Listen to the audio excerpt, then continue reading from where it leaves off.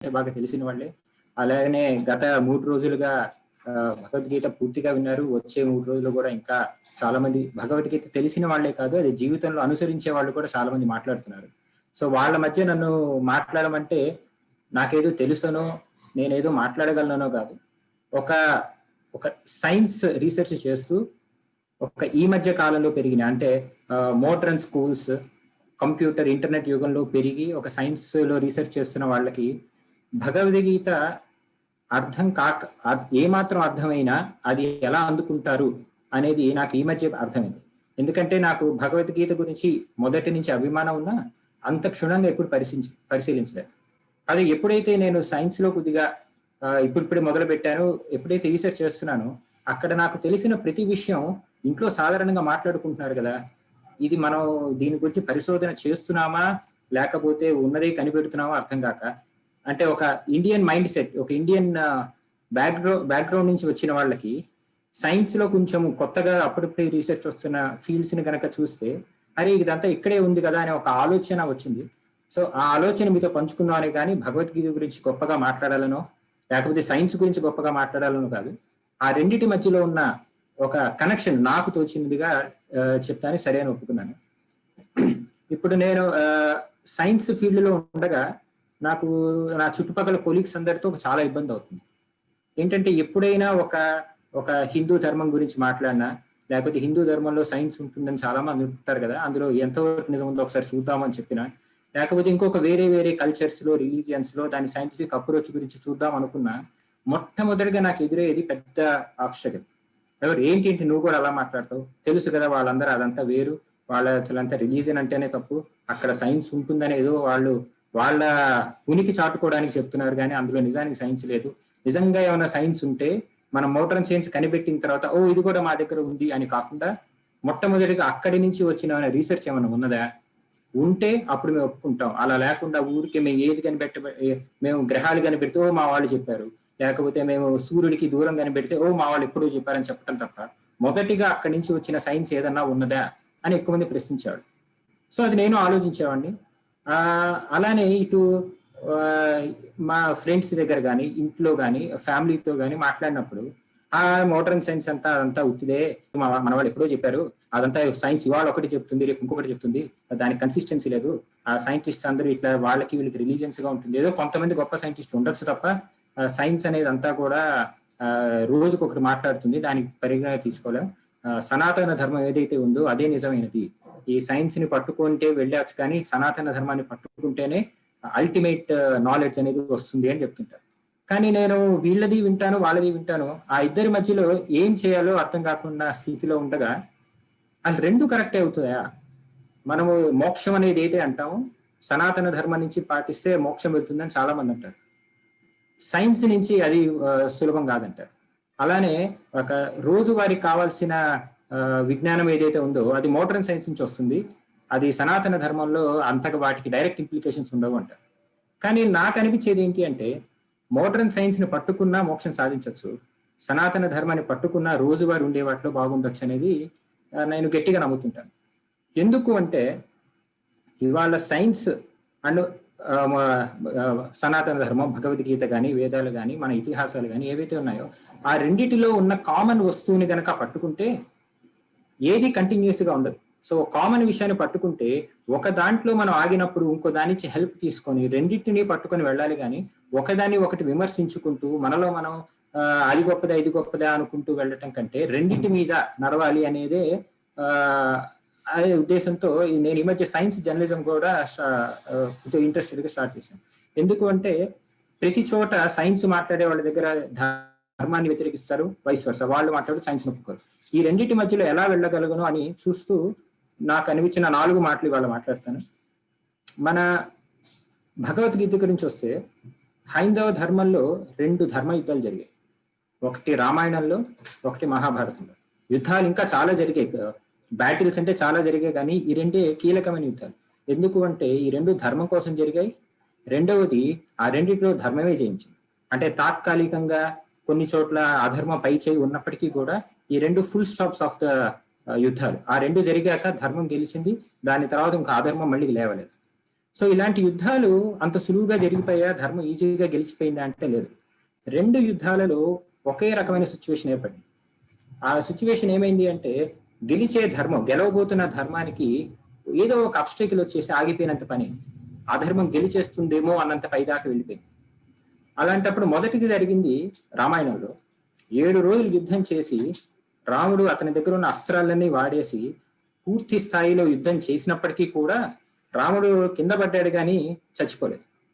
అయినా సరే సారథి ఏదో పక్కకి తీసుకెళ్లి రావణుడు మళ్ళీ రాక్షసుడు కదా, ఎనర్జీ పొందడం ఈజీ. సో రావణుడు మళ్ళీ వస్తాడేమో, నేను ఉన్నదంతా వాడేశాను, నా ఒంటిలో శక్తి అయిపోయింది, ఎప్పటికి దిగుతుంది యుద్ధం అని బాధపడుతూ అలిసిపోయిన రాముడు ఉన్నాడు.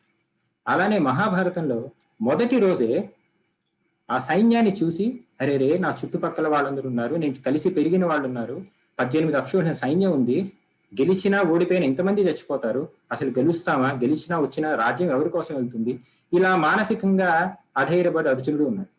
ఆ 2 స్థితులలో వాళ్ళు గనక ఒక అడుగు ముందుకు వేస్తే యుద్ధం ఓడిపోయే అవకాశం ఉంది.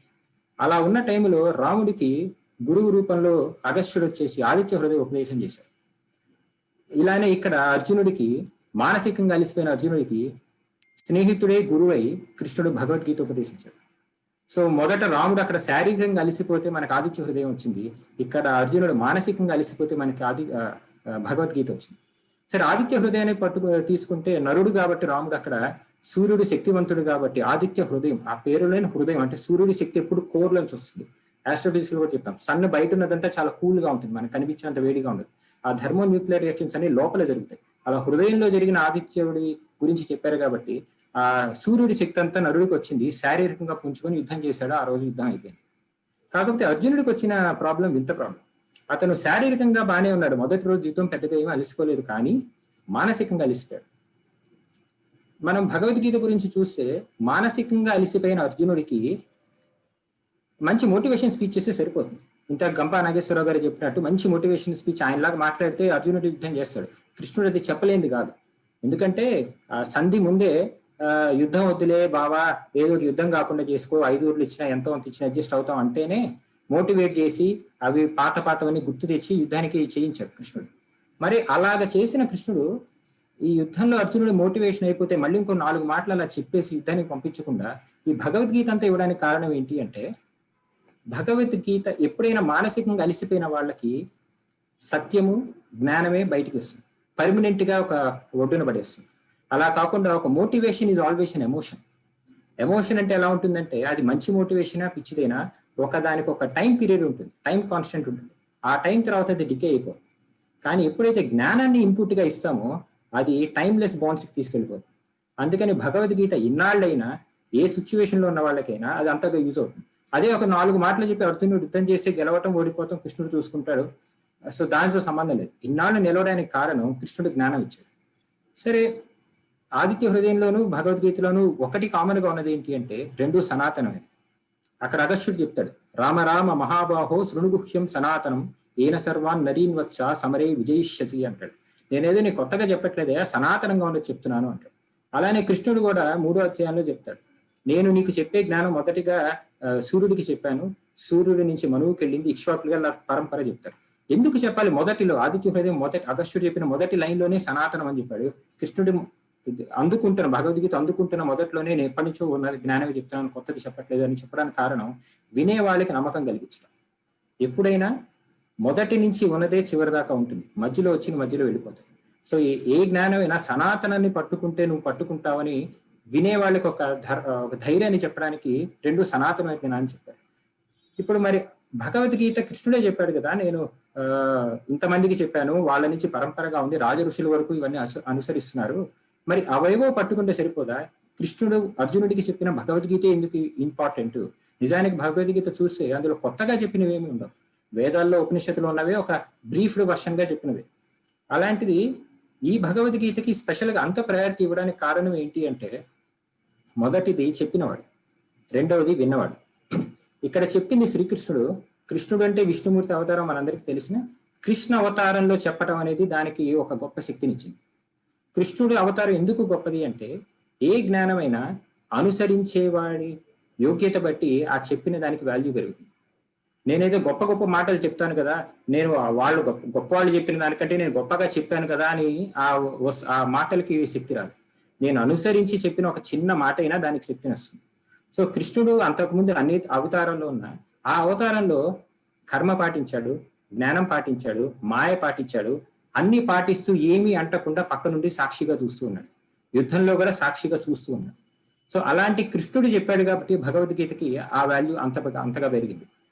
ఇంకొకటి, అసలు కృష్ణ తత్వం కనుక అర్థం చేసుకుంటే సైన్స్ లో ప్రతి కలర్కి ఒక సిగ్నిఫికెన్స్ ఉంటుంది. అలానే మన హైందవ ధర్మంలో కూడా ఏ దేవుడి గురించి చెప్పినా మొదటిగా రంగు గురించి చెప్తాం. వినాయకుడికి చెప్పాలంటే శుక్లాంబరధరం స్టార్ట్ చేస్తాం. తర్వాత శివుడి గురించి చెప్పాలంటే ఆయన నిర్మల స్ఫటికా రూపంలో ఉంటాడంటాం. లేకపోతే కృష్ణుడు అంటే కృష్ణ అంటే పేరే నలుపు అని అర్థం. అలానే అమ్మవారి గురించి చెప్పాలంటే కాళి నల్లగా ఉంటుంది. తర్వాత అమ్మవారే రకరకాల గౌరవర్ణంలో ఉంటుంది. లక్ష్మి ఎర్రగా ఉంటుంది, సరస్వతి తెల్లగా ఉంటుంది. ఇలా ప్రతి వాళ్ళకి రంగుల గురించి చెప్పడానికి మనం ఏమి రంగుల మీద అంత అబ్సెషన్ కాదు, అదే ఒక ఇప్పుడు అంటున్నట్టు రేసిజం కూడా కాదు. ఆ రంగుకి సిగ్నిఫికెన్స్ ఏంటి అంటే మళ్ళీ ఇక్కడ మోడర్న్ సైన్స్ లో చూస్తే మనకి క్లియర్గా అర్థమవుతుంది. ఒక దానికి రంగు ఎందుకు వస్తుంది అంటే అది పుచ్చుకోకుండా విదిలేసి ఏ రంగుని వదిలేస్తుందో ఆ రంగులో కనిపిస్తుంది. ఒకటి ఎర్రగా ఉంది అంటే అవి అన్ని రంగులు తీసుకొని ఎరుపు ఒక్కదాన్ని తీసుకోకుండా వదిలేస్తుంది, అదప్పుడు ఎరుపు అవుతుంది. అలానే ఏ రంగు తీసుకోకుండా అన్ని వదిలేసేది తెలుపు అవుతుంది. అన్ని రంగులు తీసుకొని ఏ రంగు ఇవ్వని దాన్ని నలుపు అవుతుంది. సో అందుకని శివుడు తెల్లగా ఉన్నాడు అంటాం, శివుడు బోళాశంకరుడు అంటాం. శివుడి దగ్గరికి వెళ్ళగానే మనం ఏం అడగక్కర్లా, అలా కూర్చుంటే మనకి శివుడి దగ్గర నుంచి అన్న ఐశ్వర్యం అంతా ఏది కావాలంటే వచ్చేస్తుంది. ఆయనకేదో మొక్కుకొని కొబ్బరికాయ కొట్టి హుండీలో వేసి, మనకి తిరుపతిలో హుండీ ఫేమస్ కానీ శ్రీశైలం హుండీ గురించి అంత గట్టిగా మాట్లాడు, ఎందుకంటే శివుడికి అది ఇమ్మెటీరియల్. అలానే శివుడు జ్ఞానం ఇవ్వాలన్నా మౌన వ్యాఖ్య చేస్తాడు. దక్షిణామూర్తిలో కూర్చొని నోరు కూడా తెరవకుండా ముందు కూర్చున్న వాళ్ళందరికీ జ్ఞానం ఇచ్చేస్తాడు. ఎందుకు? అది ఒక white body radiation. White body radiation అంటే ఒకవైపు వెళ్తుంది, అబ్జర్వ్ ఏం చేసుకోకుండా దగ్గర ఏది ఉంటే అది రేడియేట్ చేసేస్తుంది. అలా కాక కృష్ణుడికి ఏంటి అంటే కృష్ణుడు is a black body radiation. కృష్ణుడు ఏదైనా తీసుకుంటాడు మొత్తం. అలానే తీసుకుంటూ ఉంటారా అంటే యూనివర్స్ లో సెకండ్ లా ఆఫ్ థర్మోడైనమిక్స్ ఏం చెప్తుంది? Energy is always conserve. ఒక బాడీ ఎప్పుడు ఇన్ఫైనైట్ గా ఎనర్జీని తీసుకోదు, అది తీసుకున్న తర్వాత దాని క్యారెక్టరిస్టిక్ రేడియేషన్ ఎమిట్ చేస్తుంది అంటారు. సో అందుకని ఇంటర్మీడియట్ లో చదివాలనుకుంటుంది బ్లాక్ బాడీ రేడియేషన్ చదువుతారు. అది బ్లాక్ బాడీ రేడియేషన్ అంటే బ్లాక్ బాడీ తీసేసుకున్న రేడియేషన్ కాదు, బ్లాక్ బాడీ ఎమిట్ చేసిన రేడియేషన్. ఇప్పుడు సూర్యుడు ఉన్నా కూడా ఆస్ట్రోఫిజిక్స్ లో sun is a black body అంటాం. ఎందుకు అంటే సన్ మీద ఏ రేడియేషన్ ఇచ్చినా సన్ రేడియేషన్ ఒకే స్పెక్ట్రమ్ ఉంటుంది కాబట్టి sun is a black body. అలానే కృష్ణుడి బ్లాక్ బాడీ స్పెషాలిటీ ఏంటి అంటే ఆయన ఎవరికి ఏదైనా ఇవ్వాలి అంటే ఆయన తీసుకుంటాడు, మొదట తీసుకొని తర్వాత ఇస్తాడు. అలా తీసుకొని ఇవ్వటము అంటే సరే ఉంది కదా మనకి ఎంత తీసుకుంటే అంత ఇస్తాడా అంటే కాదు, బ్లాక్ బాడీ ఎంత తీసుకుంటే అంత, ఎంత తీసుకున్నా అది ఇచ్చేది ఇస్తుంది. కృష్ణుడి అవతారంలోనే ఉంటుంది. కుచేలుడు ఫ్రెండ్ చాలా కష్టాల్లో ఉన్నాడు, ఐశ్వర్యం కావాలి అని వస్తే నిజానికి ఫ్రెండ్ వచ్చి అడిగేదాకా, ఫ్రెండ్ వచ్చి చూసేదాకా ఆగే లక్షణం కాదు కృష్ణుడి. కానీ ఏదో ఒకటి తీసుకోకుండా ఇవ్వలేడు. కుచేలుడు వచ్చాడు, ఫ్రెండ్ని కలిశాను అన్నాడు, అయ్యో ఇంత ఐశ్వర్యం చూసేసి నేను అటుకులే ఇస్తానే అనుకున్నాడు. కృష్ణుడు వదలకుండా చేతి నుంచి అటుకులు తీసుకున్నాడు, లక్ష్మి ఇచ్చేశాడు. సో అది కృష్ణుడి తత్వం. అలాంటిది భగవద్గీతలో అర్జునుడికి ఏమి ఇచ్చాడు అంటే అర్జునుడి అజ్ఞానం తీసుకున్నాడు, కృష్ణుడి క్యారెక్టరిస్టిక్ రేడియేషన్ అయినా ఒక జ్ఞానాన్ని ఇచ్చాడు. అందుకని కృష్ణుడిని పట్టుకుంటే వచ్చేది జ్ఞానమే కాబట్టి అది యుద్ధం అయినా సరే అసందర్భంగా మొదటిగా అనిపించినా సరే అర్జునుడికి యుద్ధం చేయడానికి ఇంత జ్ఞానాన్ని ఇచ్చాడు. సో అది చెప్పిన వాడి గొప్పతనం. ఇంకా విన్నవాడి గొప్పతనం ఏంటి అంటే నిజానికి కురుక్షేత్రం చూసుకుంటే అక్కడ 18 అక్షుల సైన్యం ఉన్నారు, పాండవులు ఉన్నారు, కౌరవులు ఉన్నారు, జ్ఞానులు ఉన్నారు. మళ్ళానే జూమ్ మీటింగ్ లో పార్టిసిపేట్ చేసిన సంజయుడు ఉన్నాడు, ధృతరాష్ట్రుడు ఉన్నాడు, దూరంలో కొండ మీద ఉన్న బర్బరీకుడు ఉన్నాడు. ఇంతమంది వింటూనే ఉన్నారు. మనం ఏదో సినిమాలో చూడడానికి అంత టైం అంతా స్టక్ అయిపోయి, బ్యాక్గ్రౌండ్ అంతా స్టక్ అయిపోయి కృష్ణుడు ఒక్కడే చెప్తుంటే అర్జునుడు ఒక్కడే వింటున్నాడు, మిగిలిన వాళ్ళు మాయలో ఉన్నారు అనుకుంటాం. కానీ అలా మాయలో ఉండాల్సిన అవసరం లేదు. 700 శ్లోకాలు చెప్పాలంటే యుద్ధం ముందు అంత మాయలో అంతసేపు ఆగటం కష్టం. కానీ మిగిలిన వాళ్ళు ఎవరికి అందుకోకుండా అర్జునుడు ఒక్కడే అందుకోవడానికి కారణం ఏంటి అంటే కృష్ణుడు గురు స్థానంలో చెప్తున్నప్పుడు అర్జునుడు గురువుని నమ్మి విన్నాడు. ఎంత నమ్మాడు అంటే యుద్ధానికి ముందు నీకు నేను కావాలా, నా 16,000 సైన్యం కావాలా అంటే 16,000 సైన్యం వద్దు, నువ్వే కావాలి అన్నాడు. అదేంటే నేను ఉట్టి సారథ్యం చేస్తాను కదా, ఒక సారథి కంటే ఇంత 16,000 మంది సైన్యం కంటే సారథి ఇంపార్టెంట్ అంటే కాదు, సారథి ఎంట వేదముల సారం సౌరి తడంద్రి భక్తి చెన్నారెడు క్రీడిత తారధికుడు అన్నట, చిందము విల్లు తేరునన్ వారు మొదల్ వివిధ వర్గముల సంగినవట, అస్త్ర విస్తారులు శివాదులట, ఇక సంగరమందెవడాక జాలడిని అని ప్రశ్నించాడు. నువ్వు సారథి కాదయా, వేదవాళ్ళ సారం యొక్క సౌరివి నువ్వు నా దగ్గర ఉంటే యుద్ధం నాకే ఉంది, అవన్నీ ఈ కురుక్షేత్ర యుద్ధం కాదు, నీ దగ్గర ఉంటే జీవిత యుద్ధం అంతా తెలుస్తాను అన్నాడు. సో అర్జునుడికి కృష్ణుడి మీద అంత నమ్మకం ఉంది. సో ఎప్పుడైనా చెప్పేవాడి మీద నమ్మకం ఉన్నవాడికే ఎక్కుతుంది, లేకపోతే ఏదో చెప్పాడులే అని వదిలేసి ఊరుకుంటాం. సరే అంత నమ్మకం ఉంది కదా, మరి కృష్ణుడు చెప్తే పూర్తిగా వినొచ్చు కదా? లేదు. అలా వింటే భగవద్గీతకి ఇంత సైంటిఫిక్ పర్స్పెక్టివ్ రాదు. భగవద్గీతలో సైన్స్ అని వాళ్ళు ఎందుకు మాట్లాడగలుగుతున్నాము అంటే ఆ భగవద్గీతలో ఏదో తెలియని సైంటిఫిక్ రిజల్ట్స్ ఉన్నాయని కాదు, భగవద్గీతే సైంటిఫిక్ ఆస్పెక్ట్. ఎందుకు అంటే గురువుని అంతగా నమ్మి కూడా అర్జునుడు కృష్ణుడు ఒక మాట చెప్పగానే మళ్ళీ క్వశ్చన్ వేస్తాడు. అదేంటే కృష్ణుడు దేవుడు అన్నావు, విశ్వరూపం చూపిస్తున్నాడు, నమ్మకం ఉందన్నావు, మరి కృష్ణుడు వేసే వినొచ్చు కదా? ఏమైనా నేను ఇది సూర్యుడికి చెప్పాను, వాళ్ళు ఇలా ఇలా ఇలా చెప్పారు అంటే అవునా ఇంత గొప్పది చెప్తున్నావు బావా అని వింటేస్తే అయిపోతుంది. కానీ అలా వినకుండా ఏమైనా నువ్వేం మొన్నే పుట్టావు కదా, సూర్యుడు ఎప్పటి నుంచో ఉన్నాడు అంటావు కదా, అలాంటి వాడికి నువ్వేలా చెప్పావు అని ప్రశ్నిస్తాడు. అప్పుడు దివ్య జ్ఞాన యోగం అంతా చెప్తాడు. అసలు ఆత్మ అంటే ఏంటి, పునర్జన్మ అంటే ఏంటి. ఆ ప్రశ్న అక్కడ వేయకపోతే అర్జునుడు అంత జ్ఞానం మిస్ అయిపోయింది. సో ఇవాళ రీసెర్చ్ లో ఉన్న వాళ్ళైనా సహజంగా మనుషులు ఎవరైనా పట్టుకోవాల్సింది ఏంటంటే ఒకళ్ళు ఏదైనా చెప్పగానే ప్రశ్నని ఏమోలే అది పెద్దవాటిని ప్రశ్నించకూడదు, దేవుడు చెప్పింది కూడా అంటామా, ఇంట్లో వాటిని కూడా ప్రశ్నిస్తామా, ప్రశ్నకి ఇమీడియట్ గా సమాధానం దొరికినా దొరకకపోయినా ఆ ప్రశ్న అనేది మనం ఆపకూడదు. మనకి నిజానికి చెప్పుకుంటే మనలో మన ఆత్మ పరిశీలన చేసుకుంటే ఇంట్లో చెప్పే చాలా వాటికి మనకి ప్రశ్న ఉంటుంది, కానీ దానికి ఇమీడియట్ గా ఆన్సర్ చెప్పేస్తాం. ఏదోలే, ఓహో ఇవాళ ఇది చేయకూడదు, సోమవారం ఒకటి చేయకూడదు, శుక్రవారం ఒకటి చేయకూడదు అంటే ఎందుకు చేయకూడదు అని ప్రతి వాడికి ఒక ప్రశ్న వస్తుంది. దానికి కానీ ఆన్సర్ చేయకుండానే అట్లాంటివి ప్రశ్నించకూడదు, తప్పు అనుకుంటాం. ప్రశ్న ఆ సమయానికి దొరికినా దొరకకపోయినా ప్రశ్న మాత్రం నిలిచి ఉండాలి. సమాధానం ఎప్పటికో వస్తుంది, అప్పటిదాకా ఎదురు చూడాలి. అలా కాకుండా ప్రశ్నించేసి సమాధానం లేదుగానే వదిలేయకూడదు. ప్రశ్నకి సమాధానం మనకి మనం సృష్టించుకొని మనం సాటిస్ఫై అవ్వాలి. ఇది భగవద్గీత. అలా చేస్తే భగవద్గీత మనకి భగవద్గీత ఇంత గొప్పది అయి ఉండేది కాదు. సో అర్జునుడు వేసిన ప్రతి ప్రశ్న ఒక కొత్త చాప్టర్ కి తీసింది, అందుకని 18 చాప్టర్లు వచ్చాయి. తర్వాత గీతని నిన్న మొదటి రోజు అరవిందరావు గారు చెప్తూ కూడా గీత ఎవరు చదవాలి, ఎలా చదవాలి, గీత ఎందుకు గురుముఖతః నేర్చుకోవాలి అంటే చాలా మంది అనేది ఏంటంటే గీతలో సెల్ఫ్ కాంట్రడిక్టరీ స్టేట్మెంట్స్ ఉంటాయి చాలా. మొదటి ఏమో ఆత్మ గురించి చెప్తాడు, ఆత్మ అంటే ఇది, నీలో ఉన్న ఆత్మ అందరిలో ఉంటుంది, అందరూ ఒకటే అని చూడు అంటాడు. అవునా, అందరిలో ఉండే ఆత్మ నేను చంపటం ఏంటి, మరి యుద్ధం ఎందుకు చేయమంటావు, నేను చేయను అంటాడు అర్జునుడు. మళ్ళీ అట్లా కాదనైనా ఆత్మలా ఉన్నా కూడా కర్మగౌరవ సిద్ధాంతం కర్మయోగం తర్వాత చెప్తాడు. సరే ఆత్మయోగం కర్మయోగం పక్క పక్కన పెడితే మనకి ఎప్పుడు అది ఒకదాని మీద ఒకటి సూట్ అవుతుంది. అలానే కృష్ణుడు నాలోనే అన్ని ఉన్నాయి, నాలోంచి అన్ని వచ్చాయని చెప్తాడు. ఇంకొక చోట నేను కేవలం సాక్షిలా అలా చూస్తూ ఉంటాను, మీరు చేయాల్సింది మీ కర్మ మీరు చేయాలి అని చెప్తాడు. ఇవన్నీ సెల్ఫ్ కాంట్రడిక్టరీగా ఉంటే రెండు రకాల ఆర్గ్యుమెంట్స్ బయటకు వస్తాయి. ఒకటి, ఇందులో అంతా ఏదో మర్మం ఉంది, పెద్దాన్ని ప్రశ్నించకూడదు, అలా అనుకొని వదిలేసి దండం పెట్టుకొని బట్టి కొట్టేసి వెళ్ళిపోవాలని ఒకటి ఉంటుంది. ఇంకొకటి అది డేంజరస్ ఏంటంటే ఇవన్నీ తప్పులు ఉన్నాయి. ఇక్కడ భగవద్గీత తను చెప్పిందే 700 శ్లోకాల్లోని ఇన్ని కన్ఫ్యూజింగ్ స్టేట్మెంట్స్ ఉన్నాయి. మరి అలాంటిది అది కరెక్ట్ అంటావేంటి, అదే సత్యం అంటావేంటి, అదంతా గొప్పదని ఎలా అంటారు, సో అదంతా తప్పు అని రెండు ఆర్గ్యుమెంట్ వస్తుంది. రెండు ఆర్గ్యుమెంట్లు తప్పే. మొదటి దానికి పరిశోధించాలి, రెండో దానికి చూడటం కరెక్ట్ గా చూడాలి. ఇప్పుడు మోడర్న్ సైన్స్ ఉంది అంటే మనం ఇంట్లో సామాన్లు ఉంటాయి, బంగారం ఉంటుంది బీరువాలో పెట్టుకుంటాం, చెక్క ఉంటుంది ఫర్నిచర్ చేసి దాని మీద కూర్చుంటాం, ఇనుము ఉంటుంది వాటికి ఏదో ఒక గడ్డపారో లేకపోతే ఏవో తయారు చేసుకుంటాం. అవి మనకి వాడుకలో ఉండే వస్తువులు. అవే వస్తువుల్ని ఒక కెమిస్ట్ చూస్తే, ఓహో ఐరనా అంటే గోల్డ్, దాని ఎలక్ట్రాలిసిస్ ప్రాసెస్ లో క్లీన్ చేస్తే గోల్డ్ సాఫ్ట్ అవుతుంది, గోల్డ్ అయితే సాఫ్ట్ అవుతుంది. చెక్క అదొక ఆర్గానిక్ కాంపోనెంట్, దానికి కనుక బర్న్ చేస్తే కార్బన్ మాలిక్యూల్స్ బ్రేక్ అయ్యి హీట్ వస్తుంది. ఐరన్ అదొక conductor but very strong material, దానికి ఇలాంటి వాడొచ్చనే దృక్పథం వస్తుంది. అదే ఒక మెటీరియల్ సైన్స్ చూస్తే, ఓహో ఇవన్నీ లేవు, ఎలక్ట్రికల్ కండక్టివిటీ లేదు, వాటి ఉపయోగం లేదు, ఇదంతా ఒక crystalline structure, wood is an amorphous, so అందుకని దాని ప్రాపర్టీస్ ఇలా ఉన్నాయి. Iron is a metal but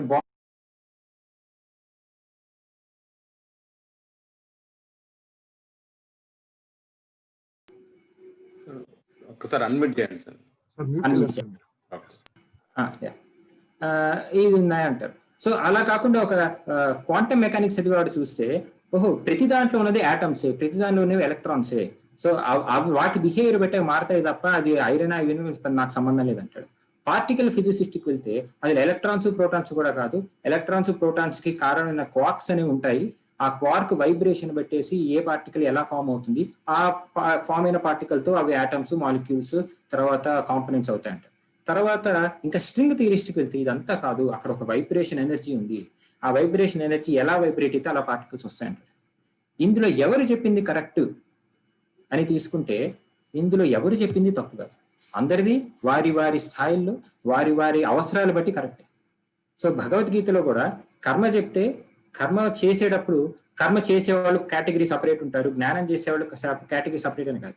ఒక రోజు నిద్ర లేచి నుంచి పడుకునేటప్పుడు మనమే ఒక టైంలో కర్మ గురించి పట్టించుకోవాలి, ఒకవైపు జ్ఞానం, ఒకవైపు క్రియ, ఇంకోవైపు చెప్పిన ధర్మాలు, అందరిలో ఒకటి చూడటం, ఇవన్నీ ప్రతిసారి సైమల్టేనియస్ గా ప్రతి వాళ్ళు చేయాల్సింది. సో అందరూ అడిగే ప్రశ్న, భగవద్గీత చదవడానికి ఏది రైట్ టైం? యంగ్ గా చదివితే వైరాగ్యంకి వెళ్ళిపోతారేమో, ఓల్డ్ అయిన వాళ్ళు చదివితే ఉపయోగం ఉండదేమో, అప్పటికే అంత అయిపోయిందేమో అన్న ఒక డిబేట్ ఉంటుంది కదా. సో దానికి ఒక సింపుల్ ఆన్సర్ ఏంటంటే, ఎప్పుడు చదవాలి? నువ్వు యంగ్ గా ఉన్నప్పుడు భగవద్గీత చదివితే నీకు యంగ్ గా ఏం అవసరమైతే అప్పుడు వస్తాయి. అదే శ్లోకం వేరే వేరే శ్లోకాలు కాదు, యంగ్ వాళ్ళకి ఈ సిలబస్, లాస్ట్ చాప్టర్ వాళ్ళకి లేదు అని చెప్పేసి ఒక 10th క్లాస్ సిలబస్ లా చేయకుండా ప్రతి వాళ్ళు ప్రతిసారి అన్ని చదివితే వాళ్ళకి ఎలా ఏది అర్థమవుతుందో అలా అర్థమవుతుంది. సో ఇన్ని ఉన్నాయి కదా భగవద్గీతలో, చెప్పంది లేదు, ఒకటే చెప్పాము ఇంతాకన్నట్టు సెల్ఫ్ కాంట్రాడిక్టరీ ఉన్నాయి కదా. సో అందులో ఏది కరెక్ట్? కర్మ ఒక్కటి అన్ని కరెక్ట్ అన్నాం కదా, కర్మ ఒక్కటి పట్టుకుంటే వదిలేస్తామా, జ్ఞానం ఒక్కటి పట్టుకుంటే వదిలేస్తామా అంటే అన్నిటికంటే చాలా చోట్ల వ్యాఖ్యానించింది, శంకరాచార్యుడు కూడా చెప్పింది, అన్నిటికంటే పట్టుకోవాల్సింది జ్ఞానం మీద పట్టుకోవాలి.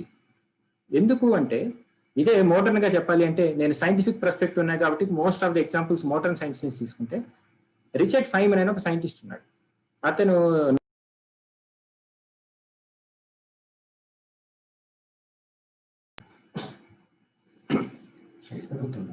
కాదు హోస్ట్ మీట్. సో సార్ అది ఏదో క్లిక్ అంటే నాకు హోస్ట్ హ్యాస్ మ్యూటెడ్ యూ అని వస్తుంది. లేదు సార్, అదేదో జరుగుతుంది. Okay okay. సో అతను క్వాంటమ్ ఎలక్ట్రోడైనమిక్స్ మీద పరిశోధన చేశాడు, నోబెల్ ప్రైజ్ కూడా వచ్చింది. అంతా వచ్చి సుమారుగా ఒక 65 ఏళ్ల వయసులో ఉన్నప్పుడు, ఇంకో తర్వాత 2 ఏళ్లలో చనిపోతాడు ఆయన. ఆ వయసులో ఉన్నప్పుడు అతనికి సడన్ గా పెయింటింగ్ నేర్చుకోవాలనిపించింది. అసలు మనిషి నాకు అన్ని నేర్చుకోవాలి కదా అని పెయింటింగ్, మ్యూజిక్, బాంజీ ఇవన్నీ నేర్చుకున్నాడు. చివరిలో పెయింటింగ్ నేర్చుకునేటప్పుడు అమెరికాలో ఉన్న ఒక గొప్ప పెయింటర్ దగ్గరికి వెళ్ళాడు. వెళితే నాకు పెయింటింగ్ నేర్చుకోవాలందా అంటే, ఇన్నాళ్ళకి వచ్చారు మీ సైంటిస్టులు మా ఆర్టిస్ట్ దగ్గరికి, లేకపోతే మీ సైంటిస్టులు ఎప్పుడు ఒక అందాన్ని చూడటం రాదు వాళ్ళకి, మేము ఒక పువ్వుని చూస్తే మేము దాన్ని అనుభవించినంతగా ఎవరు అనుభవించలేరు, అదే మీ సైంటిస్ట్ ఉంటే వాటి రెక్కలు ఇప్పదీస్తారు, స్టిగ్మా కోసేస్తారు, దాన్ని ల్యాబ్ కింద పెట్టి ముక్కలు చేస్తారు, అదేదో మైక్రోస్కోప్ కింద పెడతారు, మీ కళ్ళు సరిపోవా దాని అందం చూడడానికి, మైక్రోస్కోప్ లో పెడతారు, దాన్ని కాల్చి మంట రంగు చూస్తారు, ఏంటిదంతా? ఆర్టిస్ట్ అనేవాడు సైన్స్ ఉంటే ఉండొచ్చు కానీ ఆర్టిస్ట్ చూసి అంత ఆనందం ఎవరికి ఉండదు అంటే. అప్పుడు ఫైన్మన్ దానికి ఒక రిప్లై ఇస్తాడు, ఏమయ్యా నువ్వు చెప్పినవన్నీ నేను చూడగలను, నేను దాని అందం చూడగలను, నాకు దాని రుచి, దాని వాసన పట్టగలను, నువ్వు ఏ స్థాయిలో ఆస్వాదిస్తావో ఆ ఆస్వాదన నేను చేయగలను, కానీ ఒక సైంటిస్ట్ గా నేను ఇంకా ఎక్కువ ఆస్వాదిస్తాను. అంటే ఒక పువ్వు పూసింది అంటే అది మనుషుల కోసం పూయదు, ఒక పురుగు కోసం పూస్తుంది. అంటే మనిషి చూడగలిగే రంగులు కూడా పురుగులు కూడా చూడగలుగుతాయి కదా. మనిషికి ఎంత ఇష్టమో ఒక పురుగు కూడా అంతే ఇష్టపడుతుంది కదా. ఆ పువ్వు దాని మీద వాలితే దానికి అంటుకున్న పోలెన్ గ్రెయిన్స్ వేరే పువ్వు దగ్గరికి వెళ్ళి ఆ చెట్టు అంతా కొత్త చెట్టు అవుతుంది కదా. ఇన్ని ఆ చెట్టుకు కూడా తెలుసు కదా. సో ఒక చెట్టుకి పువ్వు గురించి తెలుసు అంటే పువ్వుకి మనకున్న సెన్సెస్ లానే ఉంటాయి. ఆ చెట్టుకి ఆ పురుగు ఏదైతే సెన్స్ చేయగలదో అంతా చెట్టుకి ఫీడ్బ్యాక్ వెళ్తుంది. ఇంత గొప్ప సృష్టి నాకు ఆ పువ్వుని కోసినప్పుడు కనిపిస్తుంది. సో జ్ఞానంలో ఉన్నవాడికి వచ్చే ఆనందం జ్ఞానేంద్రియాలు చూసి కర్మేంద్రియాలు చూసే ఆనందం కంటే గొప్పది. నువ్వు చూసే ఆనందం నేను పొందుతాను, కానీ ఆ స్థాయిలో ఆగకుండా దాని జ్ఞానంలో పట్టుకుని 2 అడుగులు వేస్తే ఆ ప్రపంచం అంతా ఒక అద్భుతంగా కనిపిస్తుంది. ఆ ఆనందం ఈజ్ మోర్ ఇంపార్టెంట్ అంటే. అలానే మనకి అన్ని మార్గాల్లో ఏదో ఒకటి సమయానికి చేసుకోబడ్డ పని వచ్చినా జ్ఞానం పట్టుకొని ముందు వెళితే ఆ వచ్చే ఆనందం అల్టిమేట్ ఆనందం. అదే ఇంత సాధారణంగా అందరూ చెప్తుంటారు, ఒక స్వీట్ తింటే ఆనందం అంటే అదే స్వీట్ ఎక్కువ తింటే ఆనందం అయ్యేది. అలానే ఏదైనా చూస్తే ఆనందం, అదే చూస్తే ఆనందం అయ్యేది. ఎందుకంటే ఇవన్నీ కర్మేంద్రియాలలో వచ్చే ఆనందం. అదే జ్ఞానంతో పొందిన ఆనందం ఏదైతే ఉందో, ఏ ఒక్క విషయాన్ని పట్టుకున్నా అది మనకి అల్టిమేట్ గా ఇంకా ఆ ఆనందంలో రమించిపోయే ఆనందం వస్తుంది జ్ఞానంలో. సో ఏదైతే అన్నిటిలో ఒకటే చూడాలి అనే జ్ఞానం గనక ఐదర్ భగవద్గీతలో ఆల్రెడీ చెప్పేశారు, సైన్స్ లో మోడర్న్ సైన్స్ లో కూడా అటువైపు వెళ్తున్నారు. సో మేజర్ గా మాట్లాడేది వాళ్ళ సైన్స్ కి రిలీజియన్ కి ఏంటి తేడా అంటే, రిలీజియన్ లో ప్రతిదానికి ఆన్సర్లు ఉంటాయి. వాన ఎలా పడుతుంది, ఎవరో ఉన్నారు పైన వచ్చి వాన పడతాడు, దేవుడు ఆనందిస్తే వాన వస్తుంది, లేకపోతే చెట్లు ఎక్కడిది, సూర్యుడు ఎక్కడిది, ఇట్లా అడిగే ప్రతి ప్రశ్నకి సమాధానం ఉంటుంది రిలీజియన్ లో. కానీ ఆ సమాధానం ప్రశ్నించే అధికారం ఉంది. అది కరెక్ట్ కాదా టెస్ట్ చేయాలి అంటే చాలా మంది ఒప్పుకోరు. కానీ సైన్స్ ప్రోగ్రెస్ త్రూ క్వశ్చన్స్. ఇంతకన్నట్టు మోడర్న్ సైన్స్ ఇవాళ ఒకటి చెప్తుంది, రేపు ఒకటి చెప్తుంది. అది సైన్స్ యొక్క బలహీనత అంటే కాదు, అదే సైన్స్ యొక్క బలం.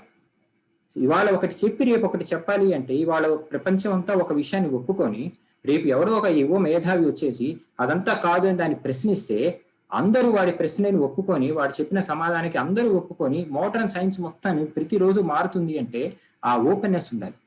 ఎవరైనా ప్రశ్నించగలగాలి, ఎవరైనా ఉన్నదాన్ని పరిశోధన చేయాలి. ఇవాళ నేను పిహెచ్డి చేసినప్పుడు కూడా మొదటి 2 ఏళ్ళు ఏం చేశాననే పని అంటే, అప్పటిదాకా ఎవరెవరైతే ఏమి చేశారో అవన్నీ కరెక్టా కాదని మళ్ళీ చూడటం. ఇది 20 ఏళ్ల క్రితం ఎవరో చేశారు, 20 ఏళ్ల నుంచి చాలా మంది స్టడీ చేశారు కదా, నేను మళ్ళీ కరెక్టా కాదు ఎందుకు చూడాలి అంటే చూడాలి, అది ప్రాసెస్. సో సైన్స్ ఆ ప్రాసెస్ ని ఎంకరేజ్ చేస్తుంది. అందుకనే సైన్స్ మాటిమాటికి మారుతుంది. మారిన ప్రతిసారి అంతకు ముందు ఉన్న దానికంటే బలం అవుతుంది. అదే దాని లివింగ్ నేచర్ అంటారు. బతుకున్న దానికి బతకటం అన్న దాని మీద నిర్వచనం ఏంటంటే, ఉన్న ప్రతిరోజు అది గ్రో అవ్వాలి. మనిషి బతుకుతున్నాడు అంటే కొన్నాళ్ళు శారీరకంగా గ్రో అవుతాం, కానీ కొన్నాళ్ళు మానసికంగా గ్రో అవ్వాలి. అలా గ్రో అవుతున్నాం కాబట్టి మనిషి బతుకున్నాడు అనే దాని నిదర్శనం. సైన్స్ బతుకుతుంది అంటే రోజు రోజుకి అది ఇంప్రూవ్ అవుతుంది. భగవద్గీతలో కూడా సైన్స్ ఎలా బతకడానికి కారణం ప్రశ్న. భగవద్గీతలో కూడా ఎందుకు ఇన్ని రకాల విజ్ఞానం ఉన్నా భగవద్గీతలో చెప్పిన ఆ విజ్ఞానం భగవద్గీతలో చెప్పిందే చాలా చోట్ల ఉంది. కానీ ఇదే ఎందుకు అంటే భగవద్గీత ప్రశ్న సమాధానంలా ఉంది. అర్జునుడు వేసిన ప్రశ్న దానికి ఆయుపట్టు. మనిషి అనేవాడు ఎప్పుడు ఆ ప్రశ్న ఇస్తాడు కాబట్టి నెక్స్ట్ చెప్తాడు. ఎప్పుడైతే ఆ ప్రశ్న ఆగిపోయిందో వేరే నార్మల్ రిలీజియన్స్ లాగా ఇది కూడా వెళ్ళిపోతుంది. సో ఇవాళ కృష్ణుడు భగవద్గీతలో ఒక మాట అంటాడు. ఆ ఒక్క మాట గురించే నేను మిగిలిన సమయాన్ని మాట్లాడతాను. కృష్ణుడు మాట్లాడితే నాలోంచి అంతా వచ్చేసింది, నేనే సర్వస్వం, అంతా నాలోకే వచ్చేస్తాయని ఒక మాట అంటాడు.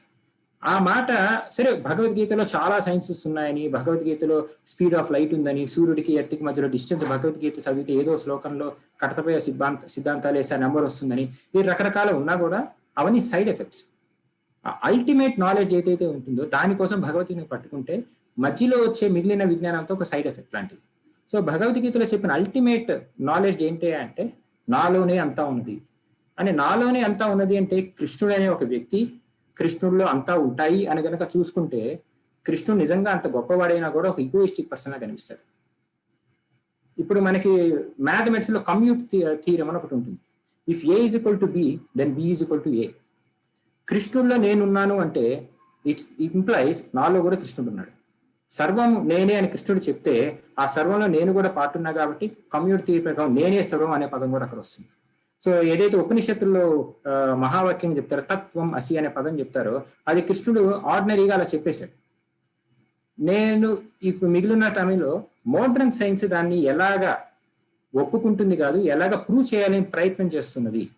చాలా మంది ఎలా ఒప్పుకుంటున్నారు ఆ పదం అనే దాని మీద చూసుకుంటే, దేనికైనా ఆనందం అనేది అల్టిమేట్ గా మనకు కావాల్సింది అంటారు ప్రతి వాళ్ళు. ఆనందో బ్రహ్మ, ఆనందమే అన్నిటికంటే ఎందుకు అంటే ఆనందంగా ఉండాలి అంటారు. కానీ ఆనందం ఏంటి ఎవరు డిఫైన్ చేయరు. సహజంగా చెప్పేది ఏంటంటే, నేను అనుకునే దాంట్లో ఆనందం, నా అనుకునే దాంట్లో ఆనందం. ఏదో అందరికీ బాగున్నారు కాదు, నా ఫ్యామిలీ బాగుందంటే ఎక్కువ ఆనందం. ఎవరికో ఫస్ట్ ర్యాంక్ వచ్చింది లేదు, మా ఫ్యామిలీ మెంబర్కి ఎక్కడో ఫస్ట్ ర్యాంక్ వచ్చిందంటే ఆనందం. ఇక్కడ నా అనే ఇది ఎంత పెద్దదైతే ఆనందం అంత గ్రో అవుతుంది. ఇవాళ మనుషులనేది తీసుకుంటే మనం ఓహో మన పిల్లవాడిని చూసేసుకొని నా పోలిక వచ్చింది, లేకపోతే నాకు మా బామ పోలిక అని ఒక కళ్ళతో చూసే ఒక పోలికను పెట్టుకుంటాం. అలా నా పోలిక వచ్చిందంటే నాకు ఆనందం, ఎందుకంటే నా వాడు అక్కడ ఉన్నాడు అని. ఆ పోలిక ఇంతకన్నట్టు పోలిక అనేది ఒక కర్మేంద్రియాలతో చూసే ఒక ఫిజికల్ థింగ్. ఏదో గొంతు ఒకలా ఉండొచ్చు, కళ్ళు ఒకలా ఉండొచ్చు, ముక్కు ఒకలా ఉండొచ్చు, ఇవన్నీ పోలికలు. కానీ అది ఎలా అయితే ఒక స్థాయి ఊరికే సత్యము, నిజం సత్యం తెలియాలి అంటే ఇంకా లోపలికి వెళ్ళాలో, ఇంకా లోపలికి వెళ్తే మనకు కనిపించేది జీన్స్. ప్రతి మనిషికి ఒక డిఎన్ఏ అని ఉంటుంది. ఆ డిఎన్ఏలో జెనెటిక్ సీక్వెన్స్ అనేది ఉంటుంది. ఇవాళ మోడర్న్ సైన్స్ లో గత 20 ఏళ్లగా జీన్స్ ఎప్పుడైతే హ్యూమన్ జీనోమ్ ప్రాజెక్ట్ సక్సెస్ అయిందో, ప్రతి ఒక్క మనిషి జీన్ని వాళ్ళు చదవటం మొదలుపెట్టారు. ఇవాళ మనకు అర్థమైంది ఏంటంటే ఇప్పుడు బతికి ఉన్న 700 కోట్ల జనాలందరూ కూడా ఒకప్పుడు ఒక ఫ్యామిలీ. ఒక సుమారుగా 150 to 200 మంది మధ్యలో టాంజానియాలో ఉండే ఒక తెగ వాళ్ళు పెరిగింతయ్యారు. మిగిలిన వాళ్ళందరూ ప్రాసెస్ లో చనిపోయారు. నువ్వు చెప్పింది ఎలా నమ్ముతావయ్యా, మోడర్న్ సైన్స్ అన్ని ఇంతే చెప్తుంది, ప్రూవ్ చేయలేము అంటే నిజానికి దానికి ప్రూఫ్ ఉంది. ఎలా ప్రూవ్ చేశారు అంటే ఈ ప్రపంచంలో 700 కోట్ల మందిలో రకరకాల చోట్ల నుంచి వాళ్ళ జెనెటిక్ సీక్వెన్స్ తీసుకొని ఒకళ్ళ మీద ఒకళ్ళు మ్యాచ్ చేస్తే మన దగ్గరగా ఉన్న రిలేటివ్స్ కి బాగా మ్యాచ్ అవుతాయి, దూరంగా ఉన్న వాళ్ళకి తప్పు మ్యాచ్ అవుతాయి, అసలు మనకి సంబంధం లేని వాడికి అసలు మ్యాచ్ కాదు. అలా అనుకుంటే అందరి మ్యాచ్ చేస్తే అందరివి సుమారుగా కొన్ని లక్షల మందిది చేసి రకరకాల ఏరియాలో ఉన్న వాళ్ళకి తీసుకుంటే అందరి డిఎన్ఏ సీక్వెన్స్ 99.98% మ్యాచింగ్, అంటే 0.2% డిఫరెన్స్. అది మనకి మన కొడుకుకి ఎంత ఉంటుందో మనకి ఇక్కడ ఆఫ్రికా అడవుల్లో తెగలుగా ఉన్న వాళ్ళకి అంతే ఉంది, లేకపోతే అలాస్కాలో ఉన్న ఎస్కిమో తెగ వాళ్ళకి అంతే ఉంది. సో ఈ అందరం ఒకటే అన్నది కృష్ణుడు ఎలా అయితే చెప్పాడో మోడర్న్ సైన్స్ అదే పట్టుకొని ఒక ప్రూఫ్ గా తీసుకొని అది కూడా అదే ఒప్పుకుంటుంది. అంటే మనందరం కలిసి ఉండాలి అని కృష్ణుడు చెప్తే మనం అందరం కలిసి ఎట్లుంటాం, యుద్ధం చేసుకుంటూ, పైగా యుద్ధానికి ముందు అందరం కలిసి ఉండాలి, అందరం ఒకటి అని ఎట్లా చెప్తావు, నేను వాళ్ళని చంపబోతున్నా కదా అంటే, నువ్వు చంపినా కర్మయోగం కోసం చంపినా నీ మనసులో ఉండాల్సింది అందరం మన వల్ల నిన్న చెప్పినట్టు బ్రదర్హుడ్ అనేది డెవలప్ కావాలి అని. సో మనుషులైన బ్రదర్హుడ్ అనుకుంటే ఎవల్యూషన్ థియరీ ఉంది, డార్విన్ చెప్పిన ఎవల్యూషన్ థియరీ. అది చాలా రిలీజియన్స్ ఒప్పుకోవు. నేను భగవద్గీత గురించి సైన్స్ మాట్లాడాలి అంటే నేను కొన్ని పుస్తకాలు చూస్తున్నా, కొన్ని యూట్యూబ్ చూస్తున్నా, కొంతమంది భగవద్గీత ప్రకారం కూడా దానికి వ్యతిరేకించినట్టు కొంతమంది చెప్పారు. ఎందుకు చెప్పారు అంటే వాళ్ళన్నది కృష్ణుడు అంతా నాలోంచే వచ్చింది కాబట్టి, ఆ ఎవాల్వ్ అనే పదం వాడలేదు కాబట్టి ఎవల్యూషన్ లేదేమో అని అనుకుంటారు. సరే వేరే రిలీజియన్స్ వాళ్ళకైతే అసలు సంబంధం లేదు, ఎవల్యూషన్ వస్తే ఎవల్యూషన్ కరెక్ట్ అంటే వాళ్ళ రిలీజనే పక్కకి వెళ్ళిపోతుంది. కానీ మన దాంట్లోనే చెప్పిన ఎవల్యూషన్ పరంగా నిజానికి కృష్ణుడు చెప్పింది ఎవల్యూషన్ పరంగా ఇంకెందుకు మోర్ సెన్సిటివ్ అంటే అమ్మవారికి కూడా ఒక నామం ఉంటుంది, ఆ బ్రహ్మ కీట జనని అని.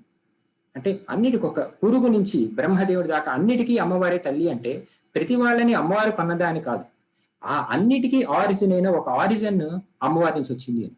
ఎవల్యూషన్ థియరీ నిజానికి చాలా మంది తప్పుగా అర్థం చేసుకుంటారు, కానీ కోతి నుంచి మనిషి వచ్చిందని ఎవల్యూషన్ చెప్పింది అంటే పొరపాటు. అది ఎవల్యూషన్ థియరీ అలా చెప్పలేదు. కోతికి మనిషికి ఒకళ్ళే యాన్సిస్టర్ ఉన్నారని చెప్పింది. ఒక మొసలికి ఒక దోమకి కొన్ని తరతరాల ముందుకు వెళ్తే ఒకటే యాన్సిస్టర్ ఉన్నారని. అలానే మన ఎవల్యూషన్ ఫ్లో చార్ట్ కనుక వేసుకొని ఉంటే ఇవాళ మనకి 8.6 మిలియన్ స్పీషీస్ కనిపిస్తాయి. కొన్ని లక్షల జనరేషన్స్ పైకి వెళితే వాటన్నిటికీ ఆరిజిన్ ఒకటే అని తెలిసింది. దాన్ని అమ్మవారు అంటాం, దాన్ని కృష్ణుడు అంటాం, దాన్ని పరబ్రహ్మ అంటే ఏదన్నా కూడా అన్నిటికీ ఆరిజిన్ ఒకటే అనేది ఎవల్యూషన్. సో చాలా మంది ఎవల్యూషన్ ని తప్పుగా అర్థం చేసుకొని కోతి నుంచి మనుషులు వచ్చారట, మరి కోతుల్లో ఎందుకున్నాయి, మనుషుల్లో ఎందుకున్నాయి, ఇలా దాని అర్థం కాక ఇలా చేస్తారు. అందుకని నేను మొదట్లో చెప్పినట్టు సైన్స్ నుంచి రిలీజియన్ లో కొద్దిగా మిస్కమ్యూనికేషన్ ఉంది, రిలీజియన్ నుంచి కూడా దానికి మిస్కమ్యూనికేషన్. ఆ గ్యాప్స్ ని మన ప్రయత్నంగా ఎంతవరకు మార్చాలనే చూస్తే ఈ ఎవల్యూషన్ అనేది నిజానికి ఏం చెప్తుంది అంటే, ఇవాళ మా ఇంట్లో నన్ను కుట్టిన ఒక దోమ చూస్తే ఆ దోమ great great great great grandfather నా great great great great grandfather ఒకళ్ళే. అంటే మనుషుల్లోనే కాదు, నన్ను కుట్టిన దోమ కూడా నాకు కజిన్ బ్రదర్ అవుతుంది, ఒక ముసలి కూడా నా కజిన్ బ్రదర్ అవుతుంది, ఆస్ట్రేలియాలో ఉన్న కంగారులు కూడా నా కజిన్ బ్రదర్స్ అవుతాయి. సో ఇలాగా బతికున్న అన్ని జీవులలో బ్రదర్హుడ్ చూడగలిగే సిద్ధాంతం ఇవాళ ఆల్మోస్ట్ ల్యాబొరేటరీలో కూడా ప్రూవ్ అయిపోయింది. సో ఇవాళ దానికి నోబెల్ ప్రైజ్ కూడా వచ్చింది, ఫైర్ ఫ్లైస్ మీద ఎవల్యూషన్ ప్రూవ్ చేసినందుకు. సో అది ఏమాత్రం థియరీ కాదు, ఒక 20-30 ఏళ్ల క్రితమే అది థియరీ కాదు, అది ఎక్స్పెరిమెంటల్ గా ప్రూవ్ అయింది. దానివల్ల మనకి ఇబ్బంది లేదు కదా, మనం చెప్పినది అది ఇంకా కొంచెం సాక్షిభూతంగా కనిపిస్తుంది. సో ఇవాళ ఏ జంతువు చూసినా అందులో మనకు బ్రదర్హుడ్ ని చూడటం కృష్ణుడు ఎలా అయితే చెప్పాడో మోడర్న్ సైన్స్ దానికి సపోర్ట్ చేస్తుంది. ఇంతకన్నట్టు ఒకదానికి ఒకటి సపోర్టింగ్ గా వెళ్తున్నాయి కానీ ఎప్పుడు ఒకదాన్ని ఒకటి అపోజ్ చేసుకోలేదు. సరే ఇక జంతువులేనా, ఉన్నవన్నీ కూడా బ్రదరే కదా, అన్నిట్లో కూడా కృష్ణుడు అన్ని నాలోంచి వచ్చాయి నేనే ఆరిజిన్ అంటే మనుషులు జంతువులు వీటి వరకు లిమిట్ చేయలేదు, ఉన్నవన్నీ అని చెప్పాడు. అంటే ఉన్న పదార్థం అంతా కృష్ణుడి నుంచే వచ్చిందంటాడు. అలా చూసుకుంటే మన శరీరంలో ఉన్న పదార్థాలు భూమి నుంచి వచ్చినవి కాదు, కనీసం మన పక్కనున్న గ్రహాల నుంచి వచ్చినవి కాదు, ఇంకా చెప్పాలంటే మన సూర్యుడి నుంచి వచ్చినవి కూడా కాదు, ఇంకా చెప్పాలంటే మన చుట్టుపక్కల ఉన్న నక్షత్రాల నుంచి వచ్చినవి కూడా కాదు. మన గెలాక్సీ మొత్తం సెంటర్ లో ఎక్కడైతే ఉంటాయో అక్కడ నుంచి వచ్చిన పదార్థాలు మన బాడీలో ఉన్నాయి. వాళ్ళ ఎలా చెప్పగలము అంటే ఒక మన సోలార్ సిస్టమ్ ఫామ్ కావాలి అంటే దానికి ఒక టెంపరేచర్ ఉండాలి. ఆ టెంపరేచర్తో ఏం చేస్తుంది అంటే ఎంత హై టెంపరేచర్స్ అంత high atomic number elements form అవుతాయి. మన సూర్యుడు తన జీవితం మొత్తంలో ఇప్పటిదాకా వెళ్ళిన టెంపరేచర్ కనుక మనం రికార్డ్ చేస్తే ఆ టెంపరేచర్తో కేవలం ఐరన్ మాత్రమే తయారు చేయగలదు. అంటే ఐరన్ అటామిక్ నెంబర్ కంటే ఉన్న ఏ హైయర్ అటామిక్ నెంబర్నే తయారు చేయలేదు.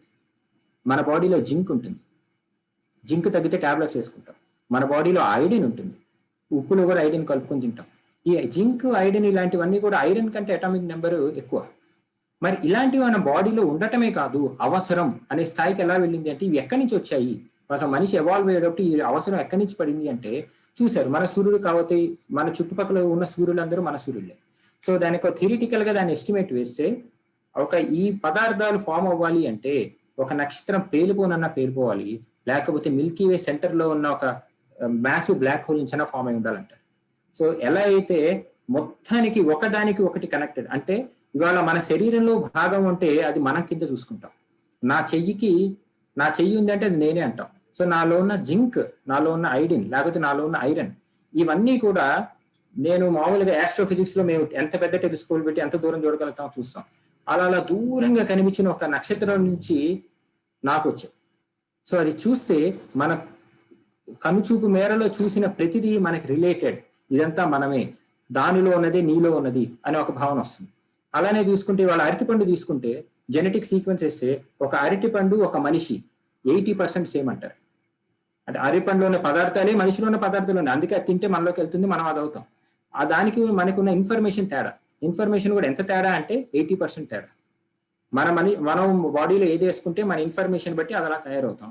ఒక అరటిపండు ఆ చెట్టు దానికి ఏదేస్తే అరటిపండు తయారవుతుంది. సో మన చుట్టుపక్కల ఉన్న ఒక జెనెటిక్ థియరీ కానీ ఒక ఎవల్యూషన్ థియరీ కానీ దీన్ని కెమికల్ అటామిక్ ఫోర్జింగ్ అంటాం. సో ఆస్ట్రోఫిజిక్స్ లో ఒక ఎలిమెంట్ ఎలా వస్తుందనే వాటిని తీసుకుంటే అవన్నీ మనకి చాలా సంబంధించినవి ఉంటాయి.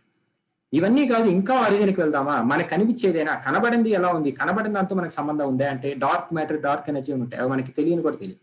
కానీ ఒక బిగ్ బ్యాంగ్ అనే ఒక విస్ఫోటనం దగ్గరికి వెళ్తే అంతా ఒక పాయింట్ నుంచే వచ్చింది. అంటే ఉన్న మెటీరియల్ విజిబుల్ లేదు, ఉన్న యూనివర్స్ అంతా ఒక చిన్న ఒక మైక్రో రేడియస్, దానికి సైజు కూడా చెప్పలేదు, దాన్ని సింగులారిటీ పాయింట్ అంటారు. Point is a circle with 0 radius. So ఏమీ లేని దాని నుంచి వచ్చినదే విశ్వం అంతా. అలా వెళ్ళిపోతే ఒక దాంట్లోకి వెళ్ళే అవకాశం కూడా ఉన్నది. సో ఎక్కడైతే నాలోంచే అంతా వచ్చింది, నాలోంచే అంతా వెళ్ళింది అన్న పదం ఏదైతే ఉందో అది బిగ్ బ్యాంగ్ కి ట్రూ సాంస్క్రిట్ ట్రాన్స్లేషన్. సో మనకి మోడర్న్ సైన్స్ లో ఏ స్థాయిలో తీసుకున్నా, నార్మల్ గా ఉండే చిన్న చిన్న స్థాయికి తీసుకెళ్లినా, బిగ్ బ్యాంగ్ స్థాయికి వెళ్ళినా కూడా ప్రతి క్షణం మనకి వచ్చే ప్రతి సమాధానం భగవద్గీతలో మనకి ఇమీడియట్ గా సెట్ అయిపోతుంది. మిస్సింగ్ బ్లాక్స్ అంటాం కదా పజిల్లో, ఏ బ్లాక్ మిస్ అయితే అది పెట్టగానే సరిపోతుంది. అలానే ఈ మధ్య రీసెంట్ గా వచ్చిన ఒక ఇది మోడర్న్ సైన్స్ ఎక్కడ ఆగిపోతుంది అంటే బిగ్ బ్యాంగ్ వచ్చింది కదా, బిగ్ బ్యాంగ్ ఎందుకు వచ్చింది, పేలడానికి గల కారణం ఏంటి అంటే అది మోడర్న్ సైన్స్ చెప్పలేదు. సో అక్కడ భగవంతుడు ఉంటారు అంటాం. కానీ మనిషి భగవంతుడిని తలుచుకొని వేస్తే భగవంతుడే తీసుకెళ్తాడు. ఎలా అయితే దండం పెట్టుకుంటే మనం భగవంతుడు మనల్ని తీసుకెళ్తాడో, ట్రూ డిటర్మినేషన్ తో రీసెర్చ్ చేస్తే భగవంతుడే ఒక మంచి పదం తీసుకెళ్లి చూపిస్తాడు. రీసెంట్ గా వచ్చిన ఒక పేపర్ లో లారెన్స్ క్రాస్ అని, అది రీసెంట్ గా ఒక 20 ఏళ్ళు అయింది ఆ పేపర్ వచ్చి, వాక్యూమ్ ఫ్లక్చుయేషన్స్ అనే ఒక థియరీ కనుక్కున్నాడు. అంటే ఏమిటంటే ఎక్కడ ఏమీ లేదు, అల్టిమేట్ వాక్యూమ్ ఎక్కడ ఉంటుంది, గాలిలో ఇక్కడ ఒక గది తీసుకుని అందులో ఉన్న ఎయిర్ అంతా తీసేస్తే వాక్యూమ్ అంట కాదు, అది కూడా అల్టిమేట్ వాక్యూమ్ కాదు, ఎక్కడో ఒక పార్టికల్ ఉంటుంది. సో యూనివర్స్ లో ఎక్కడ లేని మారుమూల ప్రదేశానికి వెళ్తాం, అక్కడ కూడా ఎనర్జీ ఉంటుంది. సో అలా ఎనర్జీ లేని వాక్యూమ్ లేని ఎస్టిమేట్ ఉన్న కంప్లీట్ వాక్యూమ్ ని వాళ్ళు ఒక మోడలింగ్ ద్వారా సృష్టిస్తే అందులో తెలిసింది ఏంటి అంటే ఏమీ లేని చోట ఒక శక్తి వస్తుంది, మాయమవుతుంది. ఒకటా కాదు, కొన్ని కోట్ల శక్తులు వస్తున్నాయి, మాయమవుతున్నాయి. కాకపోతే ఓవర్ టైం చూస్తే ఎంత శక్తి వచ్చిందో అంతే శక్తి నెగిటివ్ డైరెక్షన్ లో వచ్చేస్తుంది. సో రెండు క్యాన్సిల్ అవుతాయి. సో వీటిని వాక్యూమ్ ఫ్లక్చుయేషన్ అంటారు. అంటే అది ఎక్కడ ఉంటుందా అంటే మన బాడీలో వాక్యూమ్ ఉందా అంటే మన బాడీలో యాటమ్స్ ఉన్నాయి, యాటమ్స్ లో న్యూక్లియస్ ఉంది, న్యూక్లియస్ లో ప్రోటాన్ ఉంది, ఆ ప్రోటాన్ లో క్వార్క్ ఉంది, ఆ క్వార్క్ లో కూడా మొత్తం నిండలేదు. క్వార్క్ మొత్తంలో క్వార్క్ ఎనర్జీ అనేది చాలా తక్కువ. మిగిలిన ఏరియాలో కనుక చూస్తే ఒక టైం ల్యాప్స్ వీడియోగా చూస్తే కొత్త శక్తులు వస్తున్నాయి, మాయమవుతున్నాయి, వస్తున్నాయి, దానికి ఆపోజిట్ వస్తుంది, క్యాన్సిల్ అవుతున్నాయి, నలిఫై అయిపోతున్నాయి. ఇలాగా ఫ్లక్చుయేషన్స్ లో వస్తున్నాయి. ఇలా ఫ్లక్చుయేషన్ రావటమే బిగ్ బ్యాంగ్ కి కారణము. బిగ్ బ్యాంగ్ కంటే ఏం లేదు, ఒక వాక్యూమ్ ఫ్లక్చుయేషన్ వచ్చిన ఎసిమెట్రీ వల్ల ఇంత బయటకు వచ్చింది. సో ఈ శక్తి అంతా ఏమీ లేని స్థితిలో ఉన్నది. అంటే ఎంత శక్తి అయితే ఉన్నదో అంతే శక్తి ఆపోజిట్ డైరెక్షన్ లో ఉంది. ఆ రెండు కలిసి ఉన్నాయి కాబట్టి ఏమీ లేదు. అలా కలవకుండా ఒకవైపు కొద్దిగా ఎక్కువ ఉంది అంటే దాన్ని క్యూపీ వైలేషన్ అంటారు, చార్జ్ ప్యారిటీ వైలేషన్ అంటారు. ఆ ఎప్పుడైతే ఆ రెండింటిలో ఒక ఎసిమెట్రీ వస్తుందో అప్పుడు విశ్వం సృష్టిస్తారంట. ఆ ఎసిమెట్రీ ఎప్పుడు వస్తుంది అంటే ఎప్పుడు ఉన్నది, నీలో కూడా నీ ఉన్న ప్రతి అణువులో ఉన్నది. దాన్నే కృష్ణ చైతన్యం అని చెప్పి గీత అంటుంది. దాన్నే వాక్యూమ్ ఫ్లక్చుయేషన్స్ అనో, సిపి వైలేషన్ అనో, కొత్త కొత్త పేర్లతో మోటార్ సైన్స్ ఉంటుంది. ఏది ఏమన్నా కూడా ఎక్కడా కూడా మోడర్న్ సైన్స్ కి మన సనాతన ధర్మంలో చెప్పిన విషయాలకి ఎక్కడా కూడా ఒకదాన్ని ఒకటి కౌంటర్ చేసుకోకుండా ఒకదాన్ని ఒకటి సపోర్ట్ చేసుకుంటూ వెళ్తున్నాయి. సో మనందరం కూడా రెండూ చదవాలి. నాకు సనాతన ధర్మం చాలే అనుకుంటే మనం ఇవాళ ఉన్న దాంట్లో బతకట్లేదు. ఎప్పుడూ ఉన్న నాలెడ్జ్ని పట్టుకుంటాం కానీ ఇవాళ దాన్ని ఎంజాయ్ చేసే ఒక అవకాశం పోతుంది. అలానే మోడర్న్ సైన్స్ పట్టుకుంటే ఏ పాయింట్కి ఆ పాయింట్ ఉంటుంది కానీ అంతా కలిపి అన్నిట్లో అనేది ఒకటి అని చూసే దృక్పథం మిస్ అవుతుంది. సో అలా అందరూ రెండూ చేయాలి అనే కోరికతో నాకు ఇచ్చిన అవకాశాన్ని ఇచ్చినందుకు నేను చాలా కృతజ్ఞతలు సెలవు తీసుకున్నాను. ఇప్పుడు ఏమైనా క్వశ్చన్స్ ఉంటే తీసుకోవచ్చు. థ్యాంక్ యూ, ధన్యవాదాలండి శ్రీకాంత్ పాణిని గారు. చాలా అద్భుతమైన విషయాలు చెప్పారు. భగవద్గీత అయ్యే ఒక సైంటిఫిక్ ఆస్పెక్ట్ అని చెప్పేసి, అలాగే క్వశ్చన్ చేస్తే జ్ఞానం లభించదు అని చెప్పేసి, ఎలక్ట్రాన్స్, ప్రోటాన్స్, న్యూట్రాన్స్, కాంపోనెంట్స్ అని ఫిజిక్స్ థియరీతో కంపారిజన్ చేసి చాలా అద్భుతమైన విషయం చెప్పారు. భగవద్గీత ఎవరు చదవాలి, ఎందుకు చదవాలి, ఎప్పుడు చదవాలనే విషయం కూడా చాలా అద్భుతంగా చెప్పారు. అంత నాలో ఉంది, నా అనేది ఆనందం అనేది చాలా చక్కగా చెప్పారు. అలాగే బిగ్ బ్యాంగ్ థియరీతోని భగవద్గీతకు కృష్ణుడు చెప్పిన సబ్జెక్టు సారూప్యం చాలా అద్భుతమైన విషయం చెప్పారు. సనాతన ధర్మం, మోడర్న్ సైన్స్ అనేది రెండు కూడా ఇక్కడ కూడా ఒకదానికి కాంట్రాడిక్ట్ చేసుకోవట్లేదు, ఒకదానికి ప్రూవ్ చేసుకుంటూ వెళ్తున్నాయని చెప్పేసి అద్భుతమైన విషయం చెప్పారు. మనం ఒక 20 minutes time question and answer సెషన్కి వెళ్దాం విత్ మీ పర్మిషన్ ఇస్తే. ఈ లోపల ఎవరైనా మీరు క్వశ్చన్స్ పర్మిషన్ ఇస్తేనే. అయ్యో అదే క్వశ్చన్. ఓకే, అట్లాగే ఎవరైతే మీరు క్వశ్చన్ అడగాలనుకున్న వాళ్ళు మీ స్క్రీన్ మీద ఉన్న మోర్ ఆప్షన్ లో రేజ్ హ్యాండ్ బటన్ ఉంటుంది, దాన్ని క్లిక్ చేసినట్టుంటే నాకు ఇక్కడ మీ యొక్క హ్యాండ్ కనబడుతుంది, దాన్ని నేను క్లిక్ చేస్తూ అడగడానికి పాసిబిలిటీ ఉంటుంది. రెండవది నెక్స్ట్ జరిగే సూచనలు చెప్పడానికి దావులూరి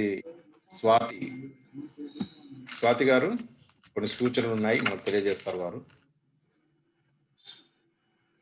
దావులూరి స్వాతి గారు, మీరు వీడియో ఆన్ చేయాలండి. నమస్సర్వేభ్యః. మమ నామ స్వాతి. విశ్వగీత భగవద్గీత డిసెంబర్ మాసమును భగవద్గీత మాసంగా ప్రకటించబడినది. దీనిలో భాగంగా శ్రీమద్ భగవద్గీత యందు కంఠస్థ పోటీ పరీక్షలు నిర్వహించబడుతున్నవి.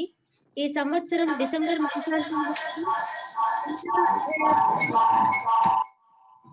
అక్షర పరబ్రహ్మ యోగమును పోటీ పరీక్షకు నిర్ణయించబడినది. ప్రతి పాఠశాలలో శ్రీమద్ భగవద్గీత పారాయణ కార్యక్రమం ఒక్కో పాఠశాలకు ఒక్కో అధ్యాయం చొప్పున తీసుకొని 18 అధ్యాయాలను 18 పాఠశాలకు ఎంపిక చేయబడి ఉన్నది. శ్రీమద్ భగవద్గీత 18వ అధ్యాయం అభ్యాస కార్యక్రమం ప్రతిరోజు ఉదయం 11 గంటల నుండి మధ్యాహ్నం 1 గంట వరకు ఆన్లైన్ ద్వారా శిక్షణ ఇవ్వబడును. 1,00,000 మందితో శ్రీమద్ భగవద్గీత పారాయణ కార్యక్రమం డిసెంబర్ 25వ తేదీన గీతా జయంతి సందర్భంగా నిర్వహించబడును. ఈ కార్యక్రమాలన్నీ కూడా www.samskritabharatitelangana.com అనే వెబ్సైట్ ద్వారా రిజిస్ట్రేషన్ చేసుకోగలరు. ధన్యవాదాలు స్వాతి గారు, ధన్యవాదాలండి. ఎవరైతే మీరు క్వశ్చన్ అడగాలనుకున్నారో మీరు వీడియో ఆన్ చేస్తేనే మీకు పర్మిషన్ ఉంటుందండి. వీడియో ఆన్ చేయకపోతే మీకు పర్మిషన్ లేదు. బట్ వీడియో ఆడియో ఆన్ చేసుకోండి. వెంకటేశం నిజాం గారు.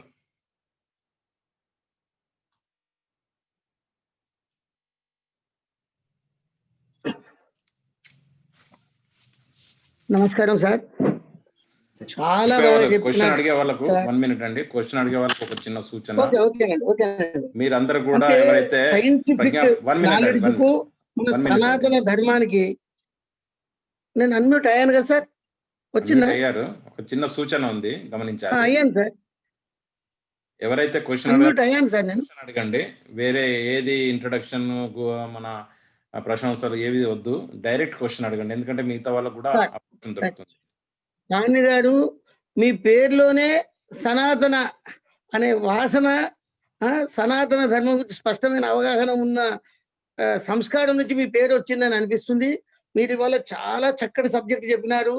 100 ప్రశ్నలు ఉన్నాయి. కానీ ఇక్కడ ఉన్న సమస్య ఏంటంటే, మీలాంటి వాళ్ళు ఇక్కడ అంటే జ్ఞానం కోరే వారికి లెక్చర్ చేయాల్సిన ఆవశ్యకత ఉన్నది. ఈ స్పీకర్స్ కూడా మీ నెంబర్లు కూడా ఇస్తే చాలా కన్వీనియంట్ అయితే సార్. ఇక్కడ మాకు తార్నాకలో స్ప్రెడింగ్ లైటర్ ఉన్నది. ప్రతి వారం ఒక పుస్తకాన్ని పరిచయం చేస్తాము. మీరు దయచేసి మాకు టైం ఇచ్చి భగవద్గీతను ఒక రోజు పరిచయం చేస్తే బాగుంటుందని ఆశిస్తున్నాను. ఇవాళ మీరు చెప్పిన దాంట్లో ఎన్నో రిలవెన్స్లు ఉన్నాయి. మీరు అరటి పండును, తర్వాత దోమకు మనకు ఎక్కడో DNA కలుస్తుంది 80%. ఇవన్నీ చాలా అద్భుతమైన విషయాలు. అంటే మీకు ఈ అభిరుచి ఎలా కలిగింది? ఇది ఎప్పటి నుంచి మీరు పోషిస్తున్నారు? ఇది నా ప్రశ్న. నమస్తే అండి. అభిరుచి అంటే ఎప్పుడు కలిగింది అంటే దానికి సమాధానం ఏమున్నది. మనిషి అనేవాడికి పుట్టుకతోనే ఉంటుంది అభిరుచి. నాకు మొదటగా వచ్చింది సైంటిఫిక్ అభిరుచి. ఆ సైన్స్ లో మోర్ వెళ్దామని తెలిసింది. ఇంట్లోంచి ఫస్ట్ గా వినవంతా సనాతన ధర్మం గురించి అంతా చూస్తాం. కానీ చిన్న పిల్లలు ఎవరు అంటే వాళ్ళకి చెప్పేది ఒకటే, అభిరుచి ఎప్పుడైనా పుట్టుకతోనే వస్తుంది. అది బై డిఫాల్ట్. మనిషి పుట్టితే తలకాయ ఎలా ఉంటుందో, చేతులు కాళ్ళు అన్ని ఎలా ఉంటాయో, అభిరుచి అనేది పుట్టుకతో వస్తుంది. దాన్ని పుట్టేటప్పుడు చంపకుండా దాంతో పాటు కలిసి వెళ్ళి దానికి కావాల్సినంత ఇస్తూ ఉంటే అది చాలా కిల్లింగ్ ద క్యూరియాసిటీ అంటారు కదా. ఒక ప్రశ్నకి సమాధానం తెలిస్తే ఆ క్యూరియాసిటీ చచ్చిపోతుంది అంటారు కదా. తెలిసిన ప్రశ్నకి సమాధానాన్ని కూడా మళ్ళీ ప్రశ్నిస్తూ వెళ్తూ ఉంటే అభిరుచి అదే ఎప్పుడు ఉంటుంది. ఇవాళ చాలా మంది పుస్తకాలు రాశారు, how to keep your curiosity alive అని. నీల్ డిగ్రీస్ టైసన్ అనే ఆస్ట్రోఫిజిక్స్ కూడా దాని మీద చాలా చేస్తున్నాడు. పిల్లల్లో క్యూరియాసిటీ ఎందుకు చంపేస్తున్నారు పెద్దవాళ్ళని. అది మనకి అభిరుచి అంటే కొత్తగా ఏమి ఉండదు. అందరికీ ఉన్న అభిరుచినే కంటిన్యూ చేస్తే అది వచ్చేస్తుంది. ధన్యవాదాలండి. ప్రజ్ఞా బంధువులందరూ గమనించారు, పాణిని ఎవరో కాదు, మన సింగం లక్ష్మీనారాయణ వారి కుమారుడు. వారిని ఒక్కసారి మాట్లాడాల్సిందిగా కోరుతున్నాను. అన్మ్యూట్ చేస్తున్నాను.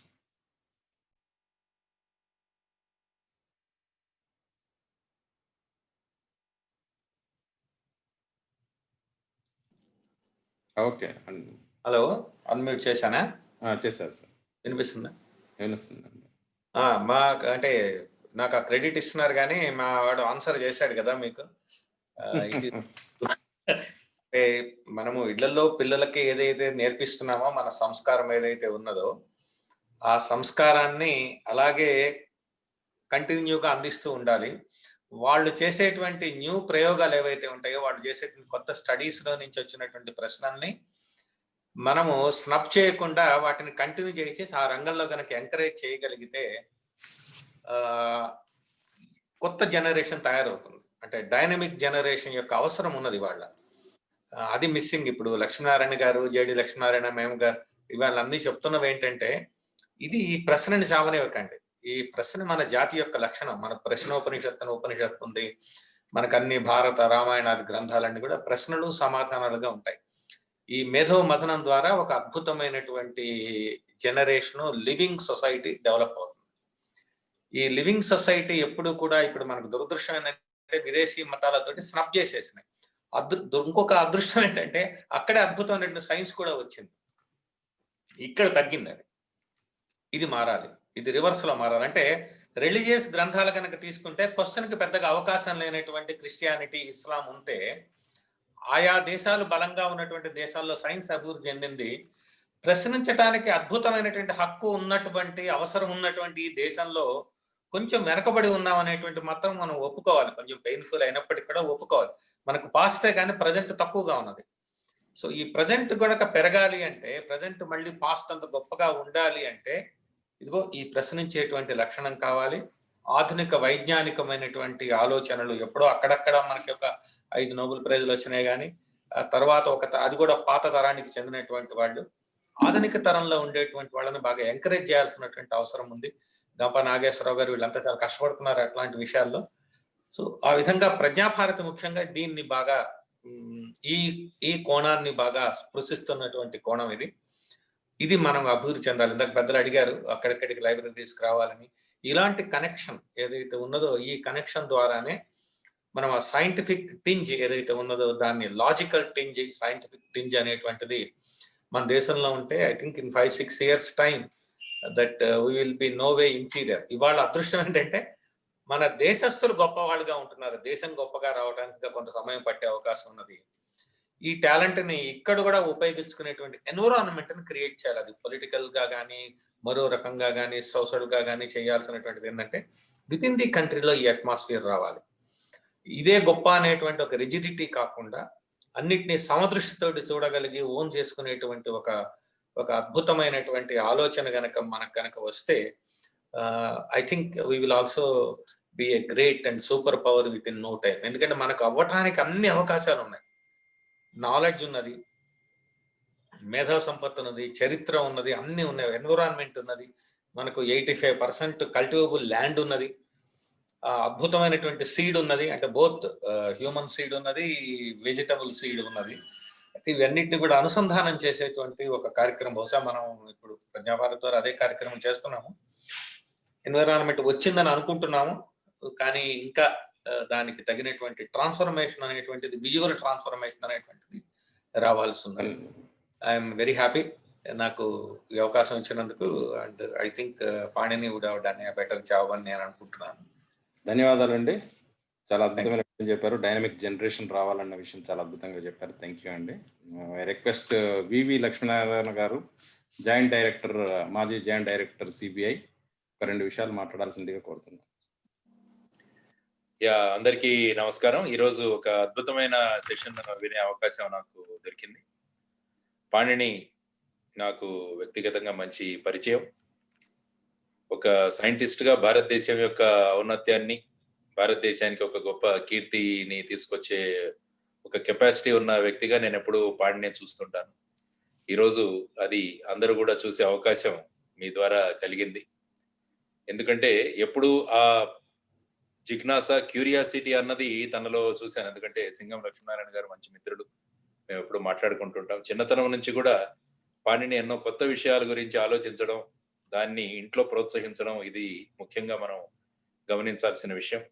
అందువల్ల ఈ కార్యక్రమంలో హాజరవుతున్న అందరూ పేరెంట్స్ కూడా మేము చెప్తున్నది ఏంటంటే, పాణిని కూడా చెప్పింది ఏంటంటే, ఆ క్యూరియాసిటీ ఏదైతే ఉందో పిల్లల్లో దాన్ని మనం ప్రోత్సహించాలి, వారికి కావాల్సిన అవకాశం కల్పించాలి. అందుకనే ఆ భగవద్గీతలో ఆ ప్రశ్నించడం అన్నది చాలా ముఖ్యమైన విషయం అన్నది పాణిని ఈరోజు ప్రాముఖ్యంగా చెప్పడం జరిగింది. అందువల్ల ఈ ప్రశ్నించడం, ప్రతి ఒక్క విషయాన్ని కూడా ఇది అంతే అని మనం టేకెన్ ఫర్ గ్రాంటెడ్ గా కాకుండా అది ఎందుకు అని మనం ప్రశ్నించుకుంటూ వెళితే అనేక కొత్త అన్వేషణలు వస్తాయని చెప్పి తను ఉదాహరణలు ఇచ్చారు. దానికి ఉదాహరణ జేజే థామ్సన్, వాళ్ళ కొడుకు జిపి థామ్సన్. తండ్రి ఎలక్ట్రాన్ పార్టికల్ గా చెప్తే కొడుకు అది వేవ్ అని ప్రూవ్ చేశాడు చాలా సంవత్సరాల తర్వాత. కానీ ఇద్దరికి నోబెల్ ప్రైజ్ వచ్చింది. అందువల్ల ఏంటంటే ఇటువంటి ఉదాహరణలు మనకు చరిత్రలో చాలా ఉన్నాయని చెప్పి తను చెప్పడం జరిగింది.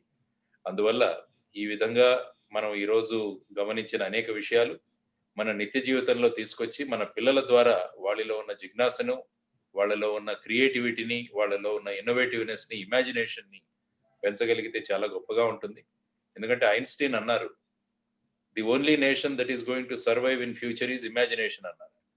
కాబట్టి ఇమాజినేషన్ అన్నది చాలా ముఖ్యం. కాబట్టి అటువంటి ఇన్పుట్స్ అన్ని కూడా ఈరోజు అద్భుతంగా ఇవ్వడం జరిగింది. కాబట్టి పాణినికి కంగ్రాచులేషన్, చాలా చక్కగా చెప్పావు పాణిని. ఈరోజు అనేక విషయాలు చాలా అలవోకగా, బ్రహ్మాండంగా వివరించి చెప్పావు. కాబట్టి విద్యార్థులలో ముఖ్యంగా ఈ జిజ్ఞాసను, క్యూరియాసిటీని పెంపొందించావు. కాబట్టి ఏ ఉద్దేశంతో ఈ భగవద్గీత సప్తాహ నిర్వహిస్తున్నారో అది ఈ రోజు ఖచ్చితంగా ఒక పీక్ కి చేరింది అని నేను చెప్పగలను. కాబట్టి all the best, you do well.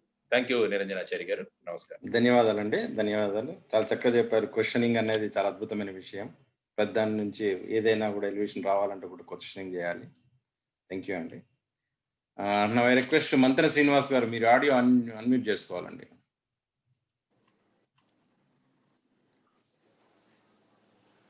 Unmute చేసుకోండి, అడగండి. నమస్కారం అండి.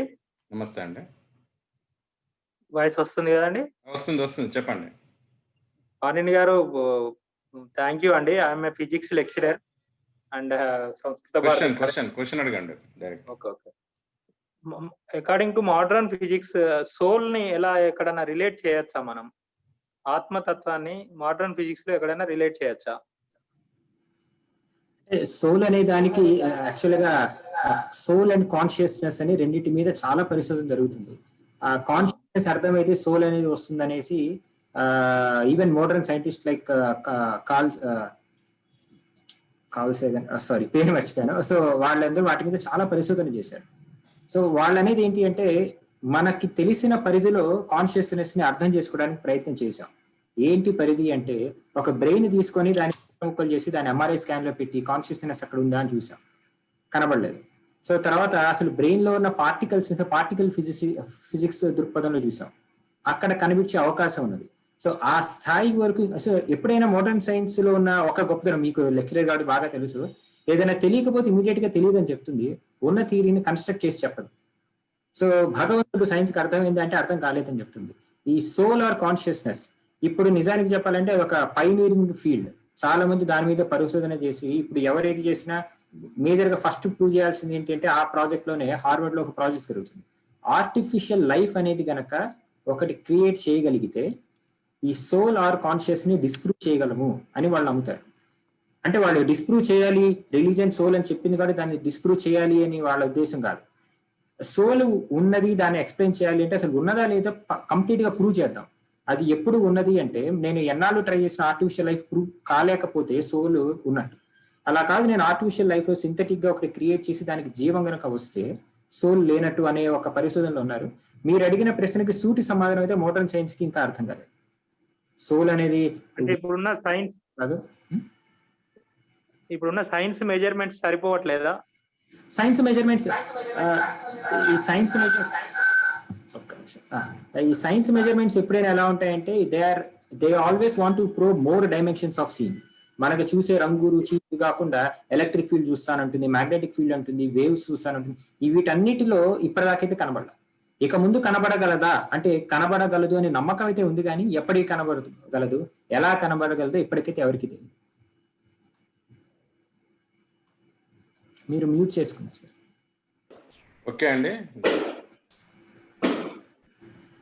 తిరుపతి గారు మాట్లాడండి. సార్ నమస్కారం పాని గారు.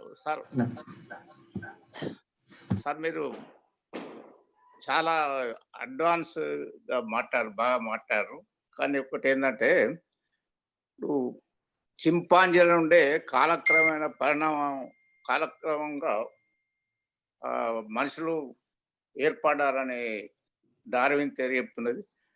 అయితే చింపాంజీలకు కోతుల వల్లనే వెనుక తోకలు ఉండేటివి, కాలక్రమేణా అవి ఊడిపోయి మనుషులుగా మారాలని థియరీ చెప్తున్నది. మరి మీరు ఈ మనుషులు చింపాంజీ అందరూ ఒకే దగ్గర నుండి వచ్చారని అంటున్నారు.